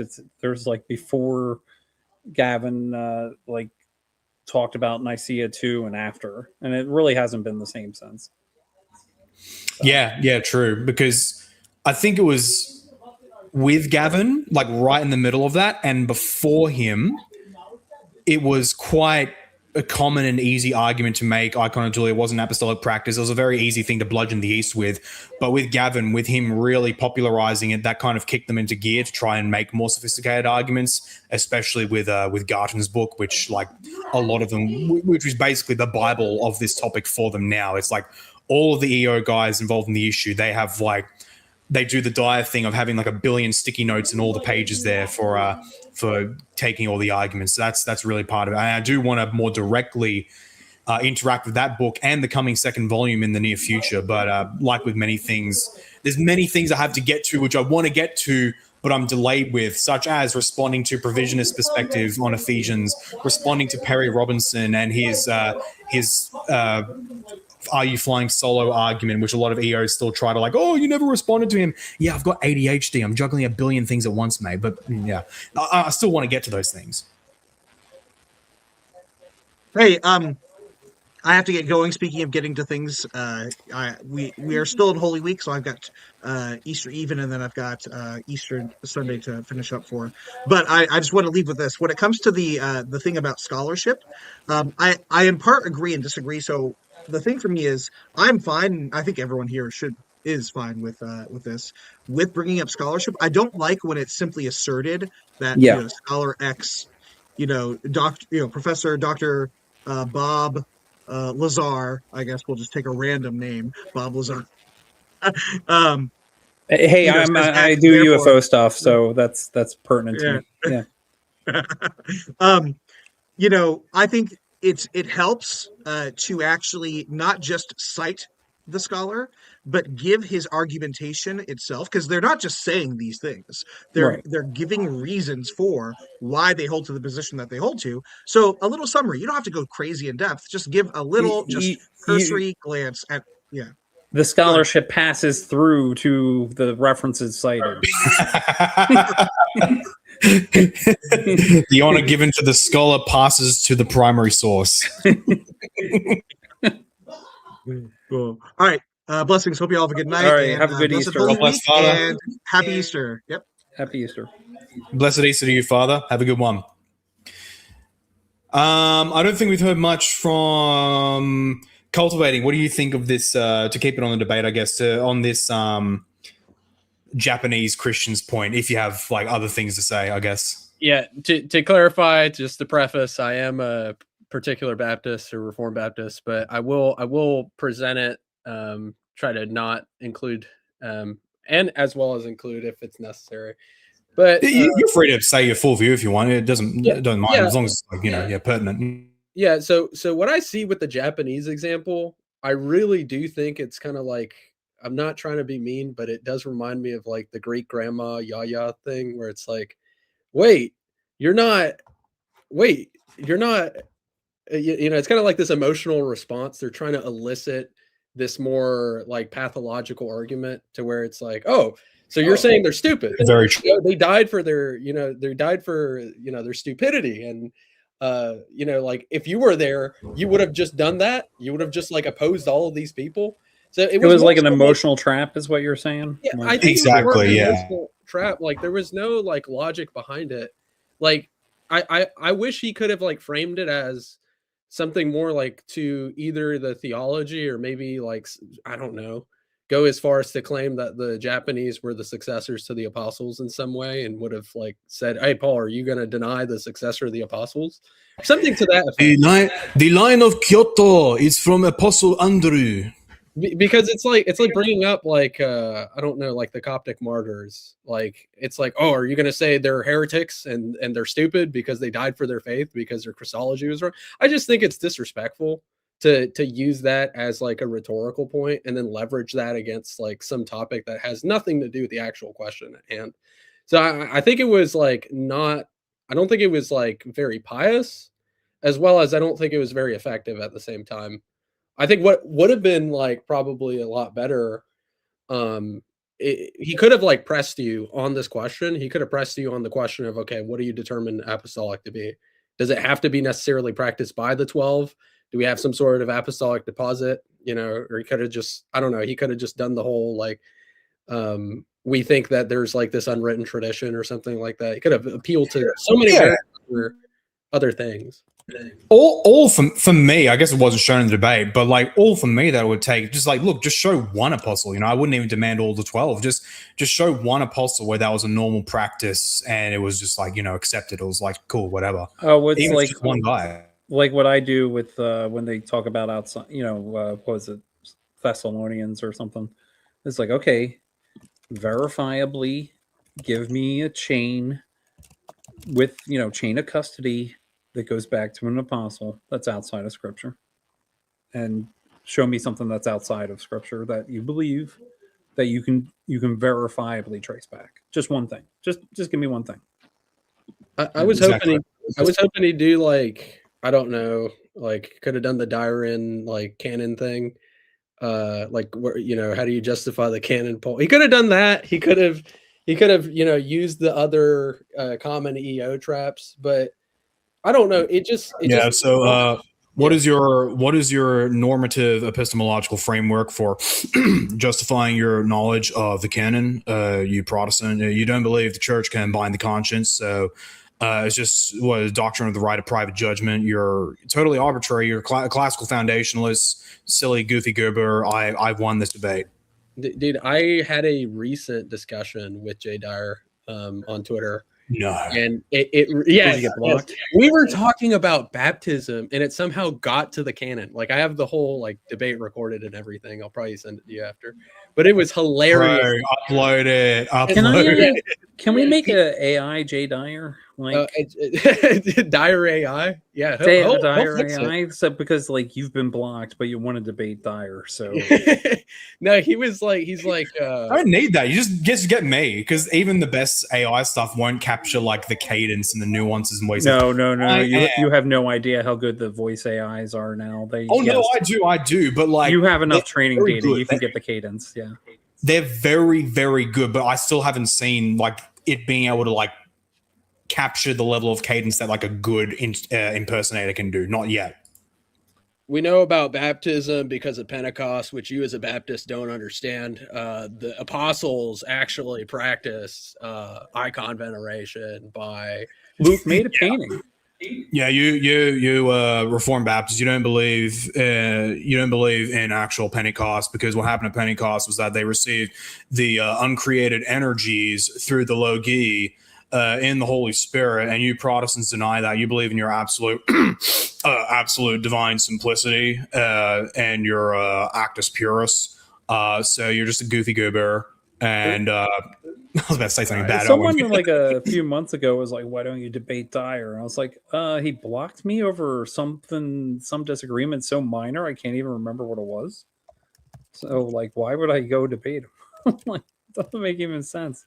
No, he'll shut you down. He seemed to be like a little bit on edge. I was not expecting my discussion with him to be, because we were talking about covenant theology, and then I think he started like, he's like, "Oh, I went to Bonson Seminary. I know what covenant theology is.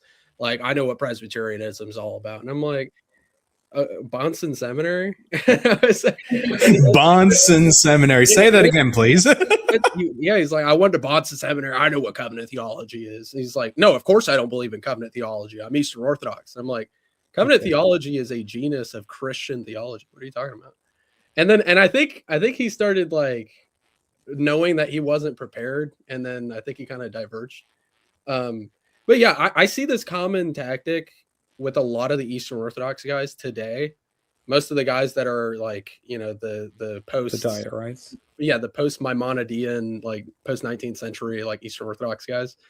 Like it's very concerning to me, where they'll be like, "We brought in progressivism," but the same epistemology and like methodology they're using tends to be like, and the scholarship as well to get to their positions depends on like these arch heretics in order for them to drive their position.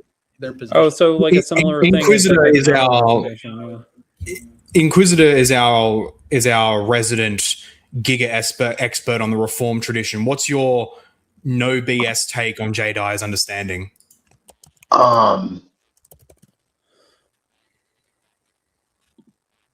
I can't think of any topic I think he understands well. I think he completely strawmans us in the Eucharist. I think he strawmans us on perseverance. I think he strawmans us on assurance. I think he strawmans us on predestination and free will. I'm sorry.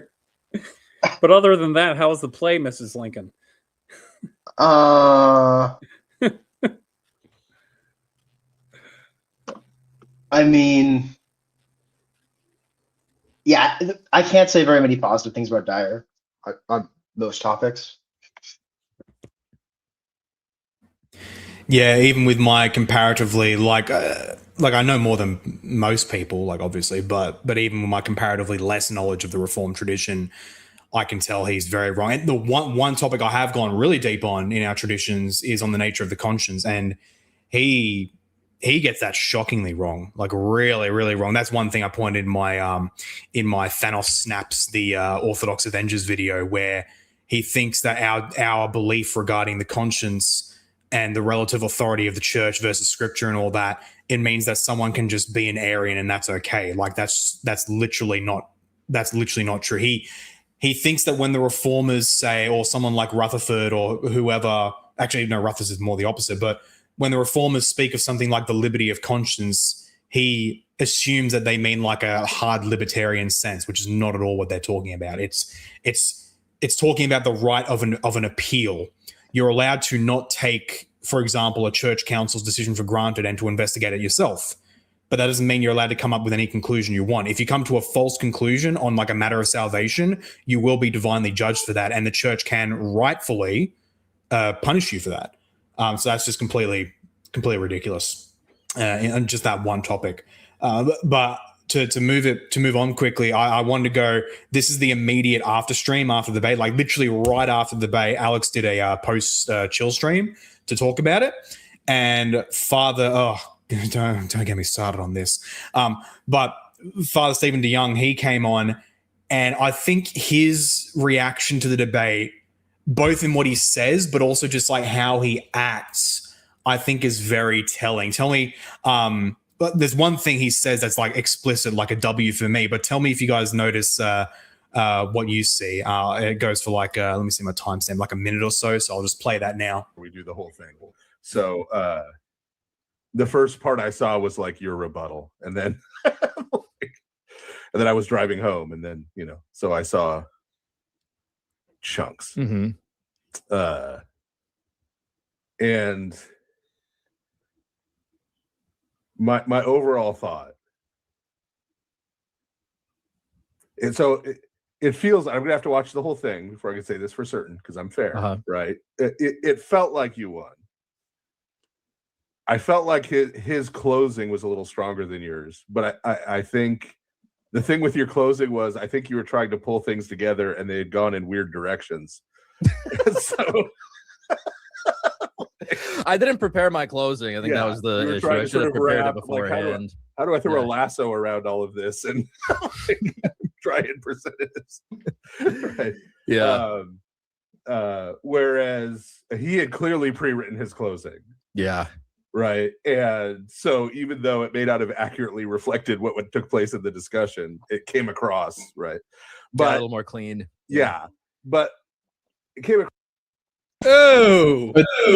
So the first very obvious bit was right at the end. He thought my opening was better, to the point. And look, I'm genuinely honored when I hear him say that, because DeYoung, I disagree with him, but he is genuinely very well learned. And as far as I've seen with his interactions, he's a good sport. So like, that's actually a high compliment. And he's talking to the guy who he's on his side of the debate, and he's not only saying that my closing was better, but that he's confident that I had pre-written it.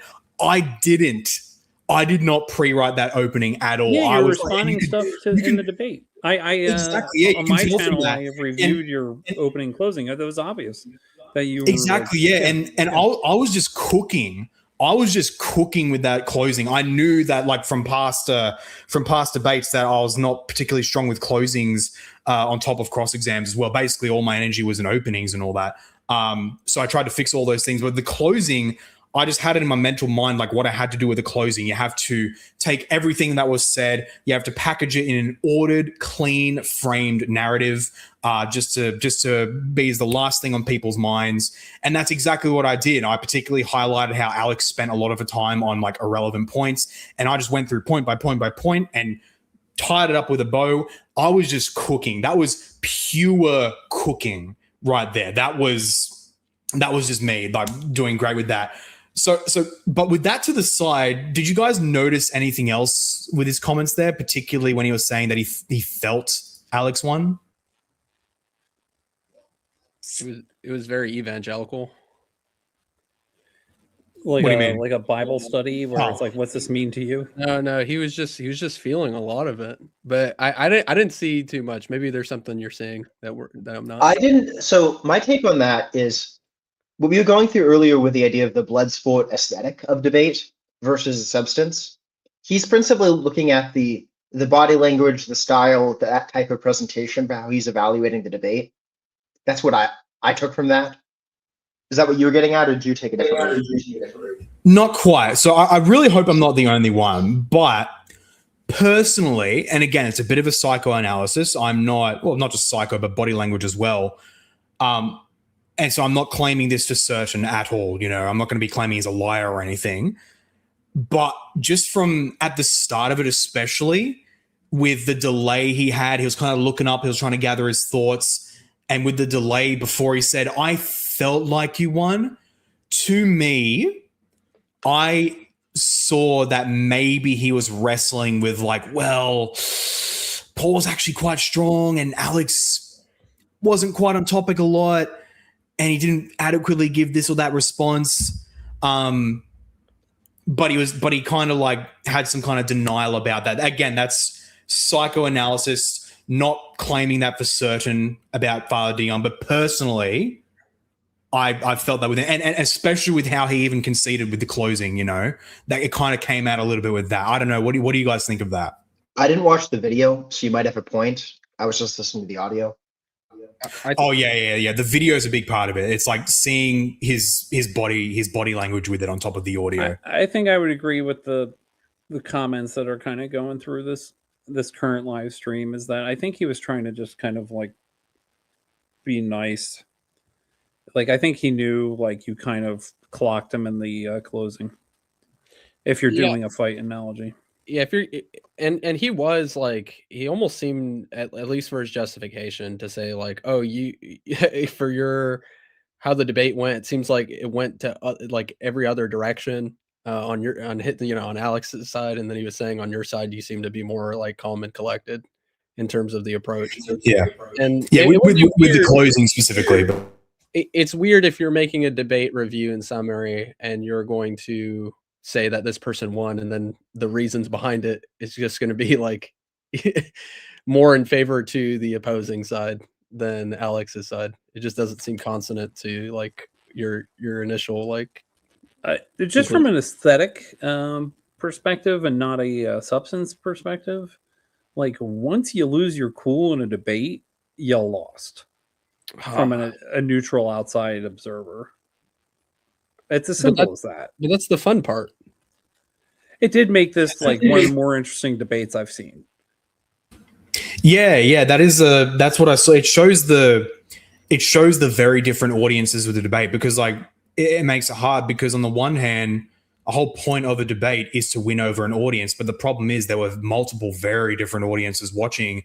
So I would agree, the more neutral, or even just whatever side of the actual topic they come on, those who are much more good faith and they're able to look at the arguments as such and follow them, I think a lot of those people were the ones who said in many comments oh, Alex lost his cool and that was bad or whatever.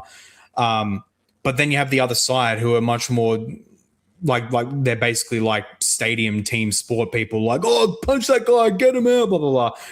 They were the ones who that just flew over their head for them. They didn't mind. If anything, Alex losing his cool was a sign of strength to them. The best debates in terms of who won, who lost, in terms of that sort of thing, are the ones where the people vote in the audience when they arrive and say, I hold this position, and then they vote when they leave. Those are the best ones. There's that show. What was that show called? I think it's just called QI. I don't know if you guys have seen it in America, but it's actually there are American episodes, I think, but it was broadcast here in Australia as well, but I don't think it was an Australian show. But they would have these big debates, sometimes single person debates, sometimes panel level debates, and they'll have everyone in the audience vote, what's your position when you come in? And then at the end they'll say what's your position now? Or at least who do you think made the better case? And I 100% agree. That is much more indicative of how it went. You saw a little bit of it. I'll pull it up now. Actually, there's the poll from the channel itself, The Transfigured Life, and he does have a poll where, on the one hand, one of the metrics is just a straight up who won, Alex or Paul, and that's not a shocker that Alex will get the vast majority because it's a popular Orthodox channel. But he did have one other metric in there that was much more enlightening. So obviously Alex bigger, 74%, me 19%. First thing to notice, when I first saw that poll right after the debate, it was at a solid 80% for Alex and 12% for me.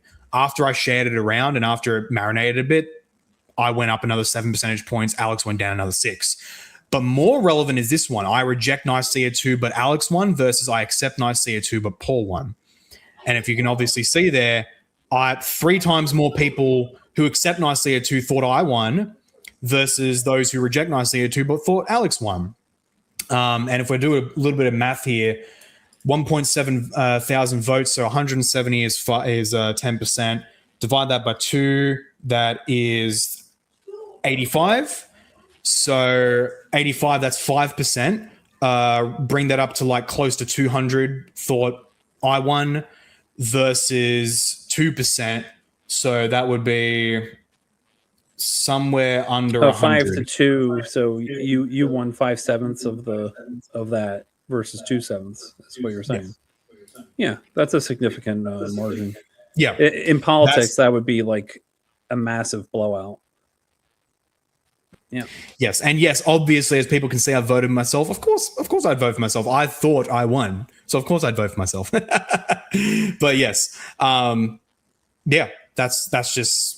I think that's much more telling in terms of the actual meaningful metrics of the debate. And if it was just more precise, if the metric was just more precise, where it was Paul won, I'm Orthodox. Or Alex won, I'm Orthodox, or Paul won, I'm Prot, or whatever. If it was just much more like that, I think it would have been even clearer. It would have looked even better. But again, we still had that one other metric that was very cool, and I think it shows hope for these future debates. What are your plans for future debates / discussions?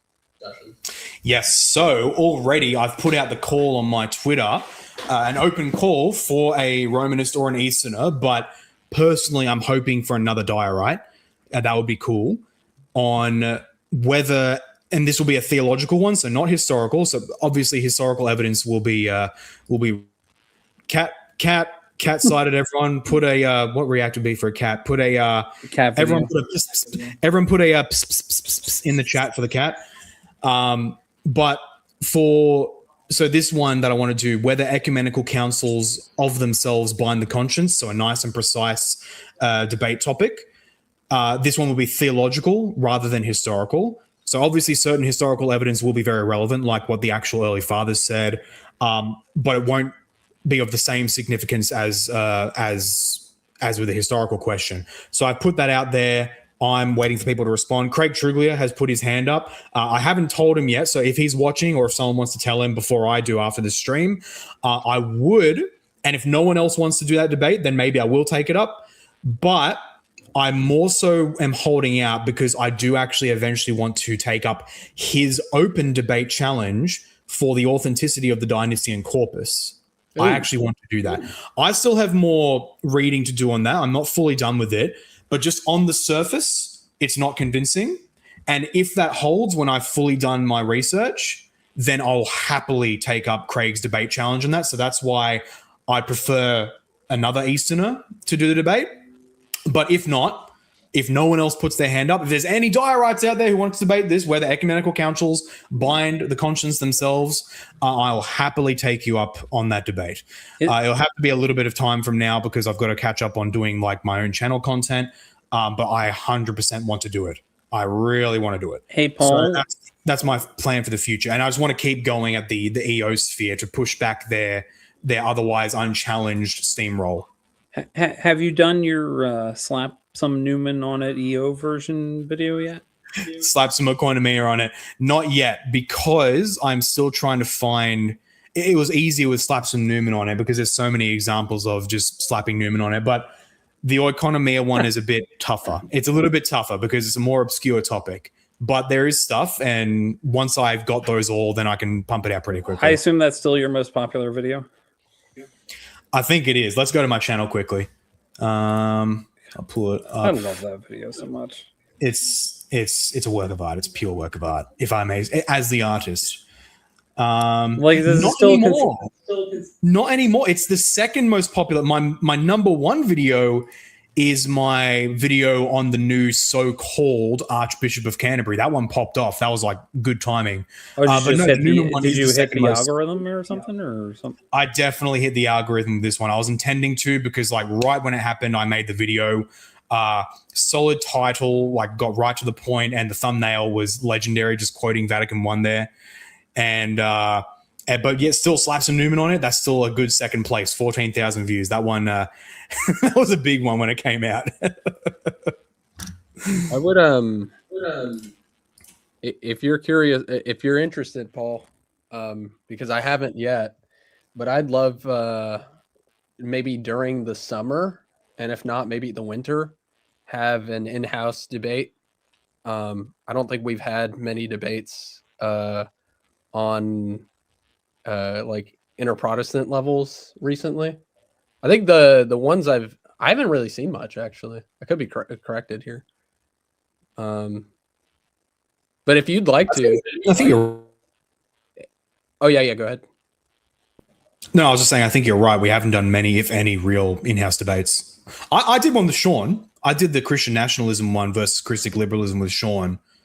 Other than that, though, there was one other one. There was a really interesting, weird but interesting three-way debate on ecclesiology. I think it was between an Anglican. That was with Corey Byram. I remember that.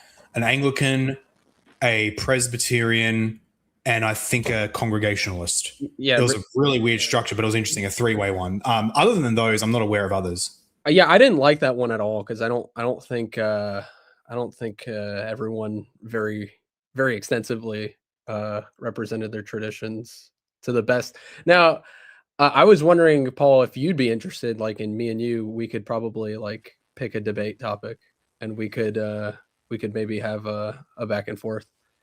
Because I haven't had a debate in, gosh, maybe like 2 years, and I probably. What topics do you normally debate? Usually anything Baptist related. So probably debates on credo baptism, like immersion, maybe some things on covenant theology, maybe some things on like perseverance of the saints as well. I think that'd be like something that's interesting. That one possibly. The baptism one, the paedo-baptism one, I'm convinced of it, but not to a debate level yet. I haven't really synthesized it all yet. Perseverance of the saints, as long as we get our distinctive views right, that I could do. Ecclesiology. Are you? You're a Reformed Baptist. I assume you're regulative principle of worship. Yeah. Well, generally, yeah. Generally, yeah. Okay. So if we understand it right and we really do disagree on that, I could certainly do. I would love to do that one. So yeah, there's certainly a number of issues we could do. We do church polity. I don't know how much you've spent on episcopacy or what your view is if you're jury divino. Yeah, I mean, I don't know how much we would disagree. Like, if you're one of those, okay, well, yeah, then we definitely disagree. Even though I do have like some quasi congregationalist leanings in some way, but it's not due to like the ordinary structure of how the church ought to work, but more due to my Machiavellian ecclesial politics, where I just think like, look, if a bishop is going bad, a priest has every right to just tell him to go stuff himself. Doesn't Kirker also have some weird takes on this? Like, doesn't he have some position about how the laity possess the keys in some degree? Haven't read him on that. I'd have to check. Because I want to say that's how he grounds lay baptism. Right. Yeah, that's true. That is a. Like, he doesn't argue like David. Sure. Yeah, sure. What about you, Inquisitor? Would you do one of these into Protestant debates? Maybe. I think it would heavily depend on the topic and like who I'm talking to. I would be opposed to it, but it would depend on the topic.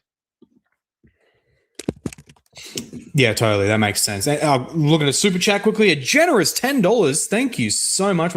Oh, wait. No. I missed an earlier super chat. Hold up. There's an earlier one. This one. Thank you, Mr. Attack Dog. $5 Canadian. Thank you very much, my friend. The way Sorin mischaracterized your position on Japanese Christians was really ridiculous. He lost the debate on that alone, Imo. Yeah, it was like, And as I said, like openly in that debate, like the way he said that, I thought they were just dumb and they died because they were dumb. That was actually slanderous. That was like, no, that's ridiculous. I said that outright. That's just slanderous the way he said that. On top of it just being irrelevant, the way he tried to pit me against them. As someone said in the comments earlier, it's the whole my babushka thing, my nice babushka, therefore you're wrong.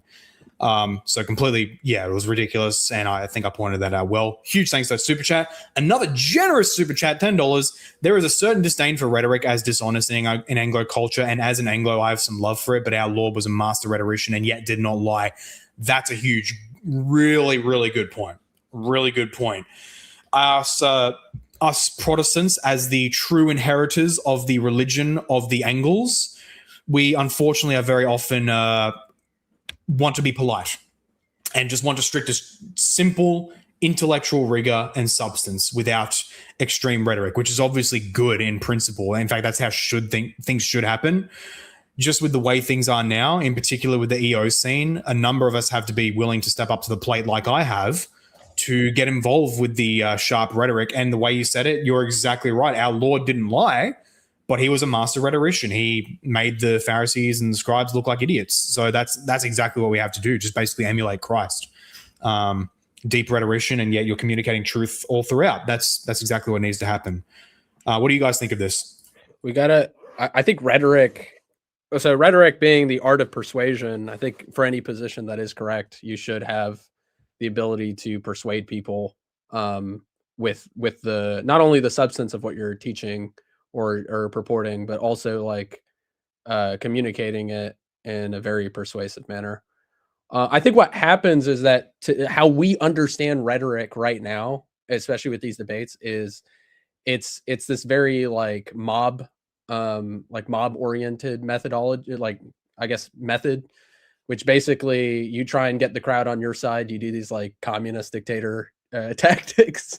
It's like a lot of these debates I'm like picking up because I see a lot of like socialist like dictators, and they'll use the same kind of arguments and the same kind of filibustering, and the people love it. And I'm like, yeah, I can see the pull to this, but when it comes to like the actual bare bones, it's not helpful. I think where we're at right now is large majority of the world is being taken by rhetoric.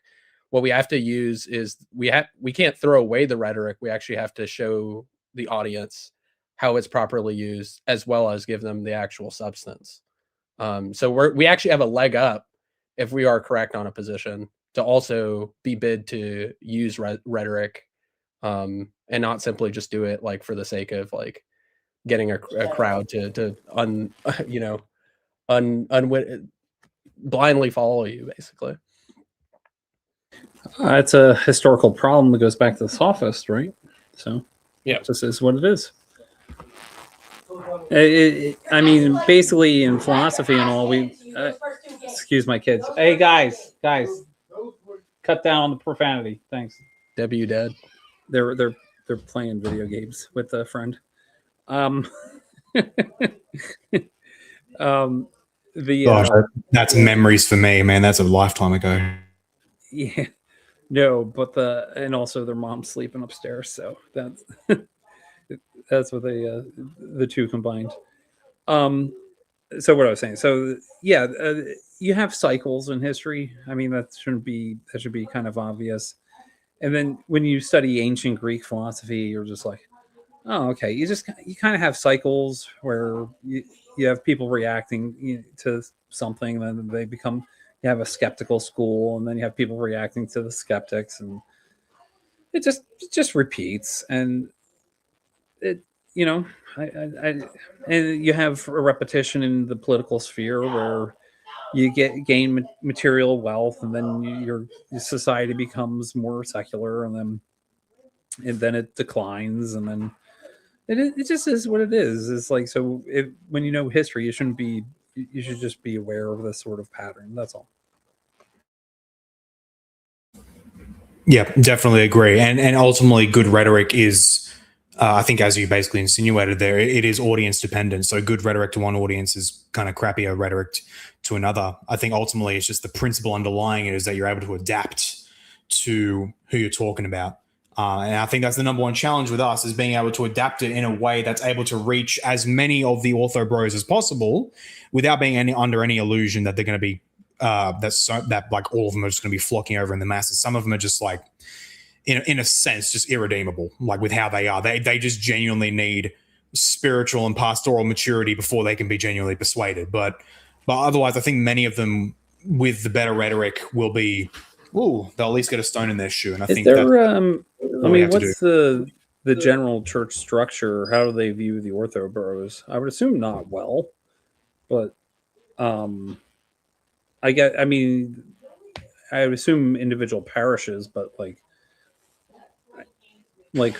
it would be on the parish by parish level. I think the one thing that is actually brought up by many orthos who are against the whole diocesan is that like they're very much not, on top of just not living in the spiritual life as required by Orthodox theology, it also relies on like a lot of their priests just not being aware of this stuff. It's stuff that's happening in a sphere that the priests just aren't in.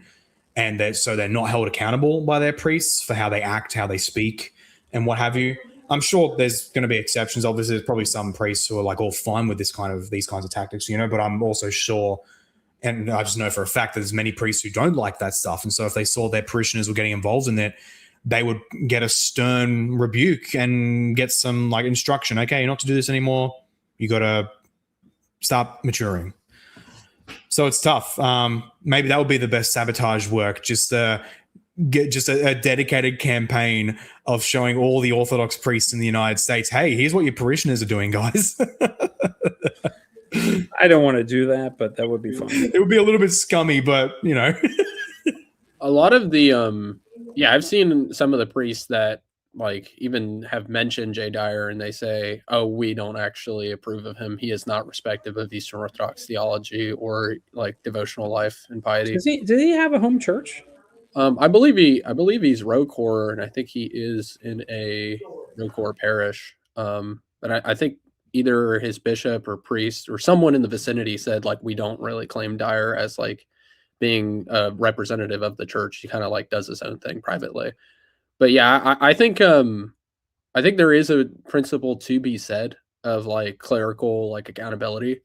I think way too often you have people just going out on the internet saying whatever, and then they just slap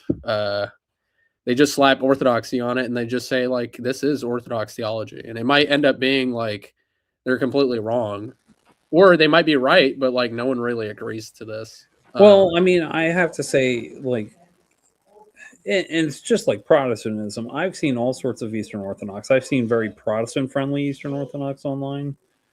Like, they're more on Facebook or something like that, where they're like, I'm like, I don't know if they hold a justification by faith alone, but they're completely sympathetic to it.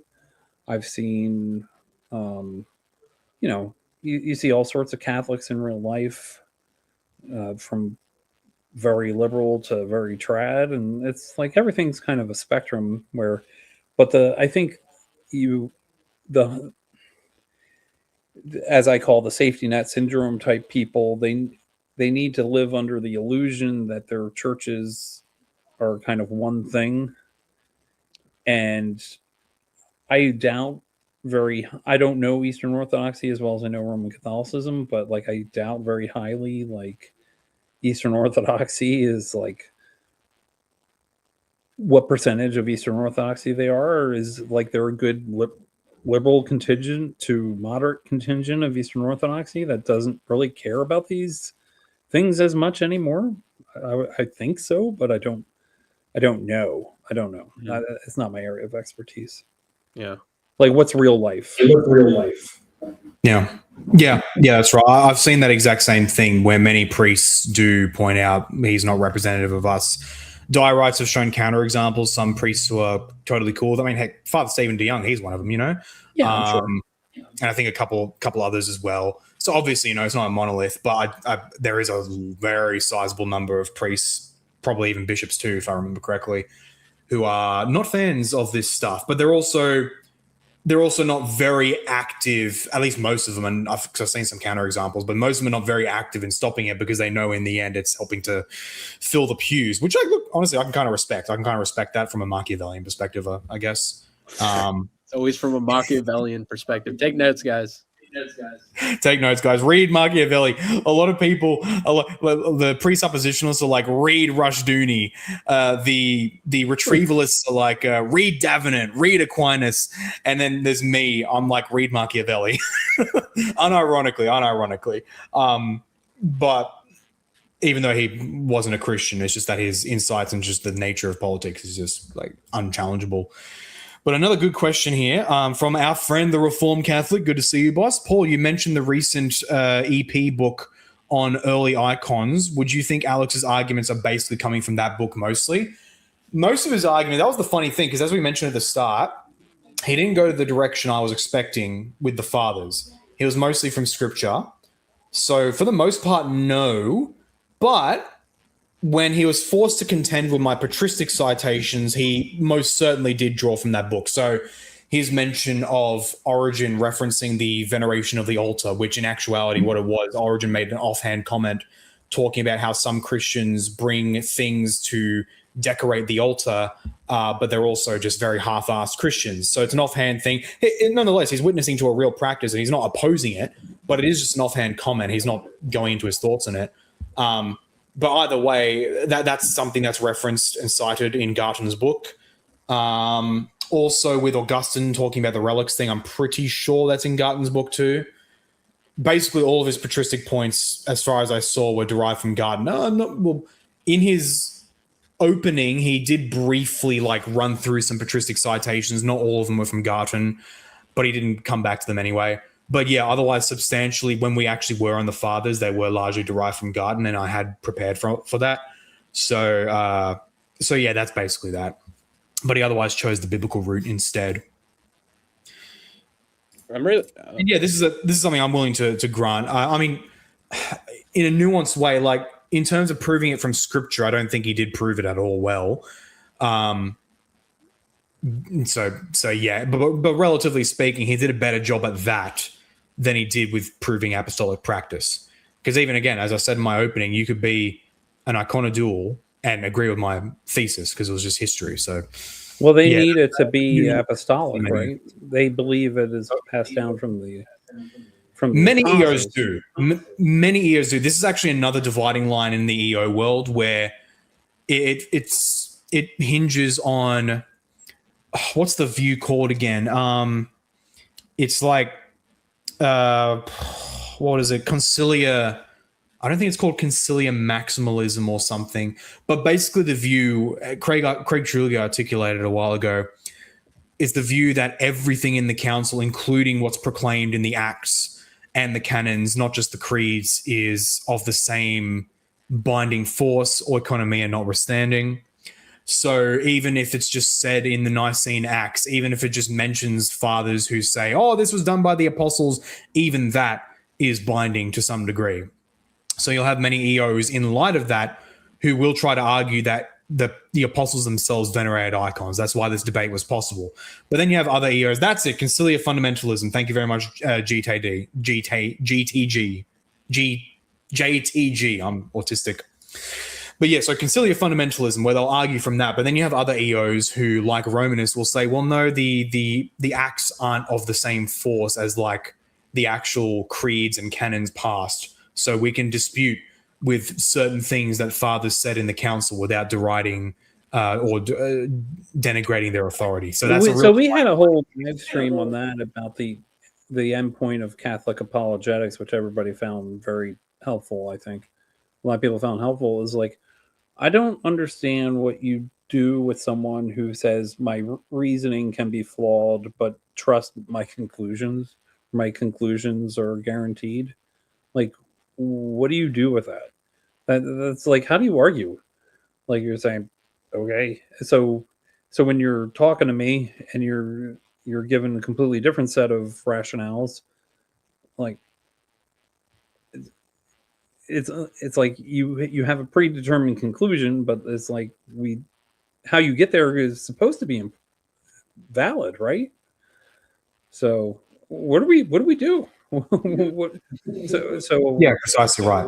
Precisely right. That's why the strongest Iconodual arguments, including from the East, are when they just admit, no, the apostles didn't do it themselves, but like the theology is consistent, and so we should do it. That's the stronger argument. Does it follow? No, I think they're wrong there too, but it's certainly stronger than trying to actually argue that like Luke painted an icon, for example.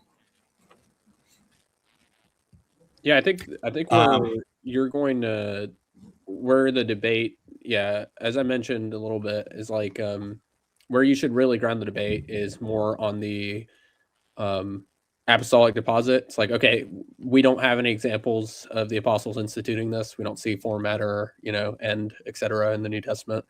But what we do see is not only Old Testament, like, I don't know, you could say foundations. And then you get like, oh, well, we have like Nicaea 2 or something like that. We have, I don't know, Vincentian canon or something like that. Yeah, very good point. Because even many EOs, they've been ridiculing the recent Romanist direction of like questioning the Vincentian canon. Some of them have been doing that. So you could exploit that to say, well, hang on, if you're actually holding to that canon, we clearly don't have that for Iconodulia. So, But with that said, I'm going to wrap it up in a sec. But I want to make a final call, if you will, to my fellow prot apologists. But someone did ask quickly here, where can I find the Inquisitor YouTube channel? Do you want me to put a link in chat? Or Yeah. If you could do that, I'll put it in. You can put it in the private. I'll put it, and then I'll pin it in the live chat. Put it in a comment or something. Like pin the comment. It'll be easier. Actually, yeah, that's a good idea. I'll put it in. I'll put in the comments after the fact, and I'll link yours as well, A Glory for Jesus and Cultivating Christ. I forgot what your channel was, so if you can link that to me as well, I can. Oh, by the way, I swear my channel is not anti-Semitic. It's the opposite. That was so funny. That guy's comment. That was hilarious. It's like I used to work for Jews for Jesus, and they used to have a T-shirt like Goyim for Jesus, and I used to, help out and stuff. I was an intern for the Jews for Jesus's founder. Okay, that's how the name came about. I used it as a blog back in the day in like 2005 to like support their evangelistic campaign, and like now like all the groypers or something, everybody just assumes I'm an anti-Semite. It's if it wasn't so sad, it'd be funny. But yeah, honestly, today's context made it so funny. That was hilarious seeing people react like that. No, it's the exact opposite. I'm trying to reach the Jews, mate. That was an absolute. That was a true gem alarm. But with that being said, I'm going to give my final call in this thing. As I said at the start of the stream, I wanted to say this at the end as well to kind of impress it. I impress upon all my Protestant apologist friends. I'm aware many of you, even one of the boys in the chat, in the live chat, said I don't really have the constitution for this stuff, for blood sport type debates.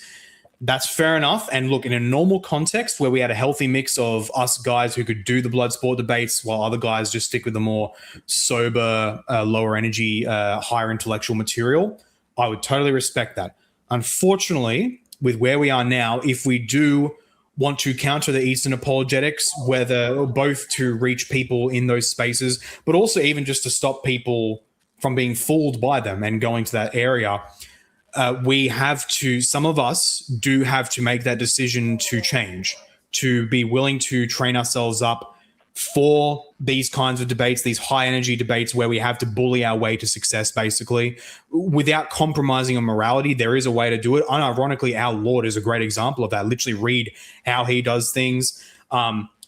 And even look at Andrew Wilson. Some of his debates are not good examples. I think he does go too far to an immoral extent in some of them. But in others, he knows how to do really well, how to push the right substance of the debate, but also by rhetorically overpowering the opponent, which you have to do if we're going to succeed in pushing back against the diosphere of apologetics. And so I've already stepped up to the plate. I've already done that now. I've entered into that ring, but I can't do it alone.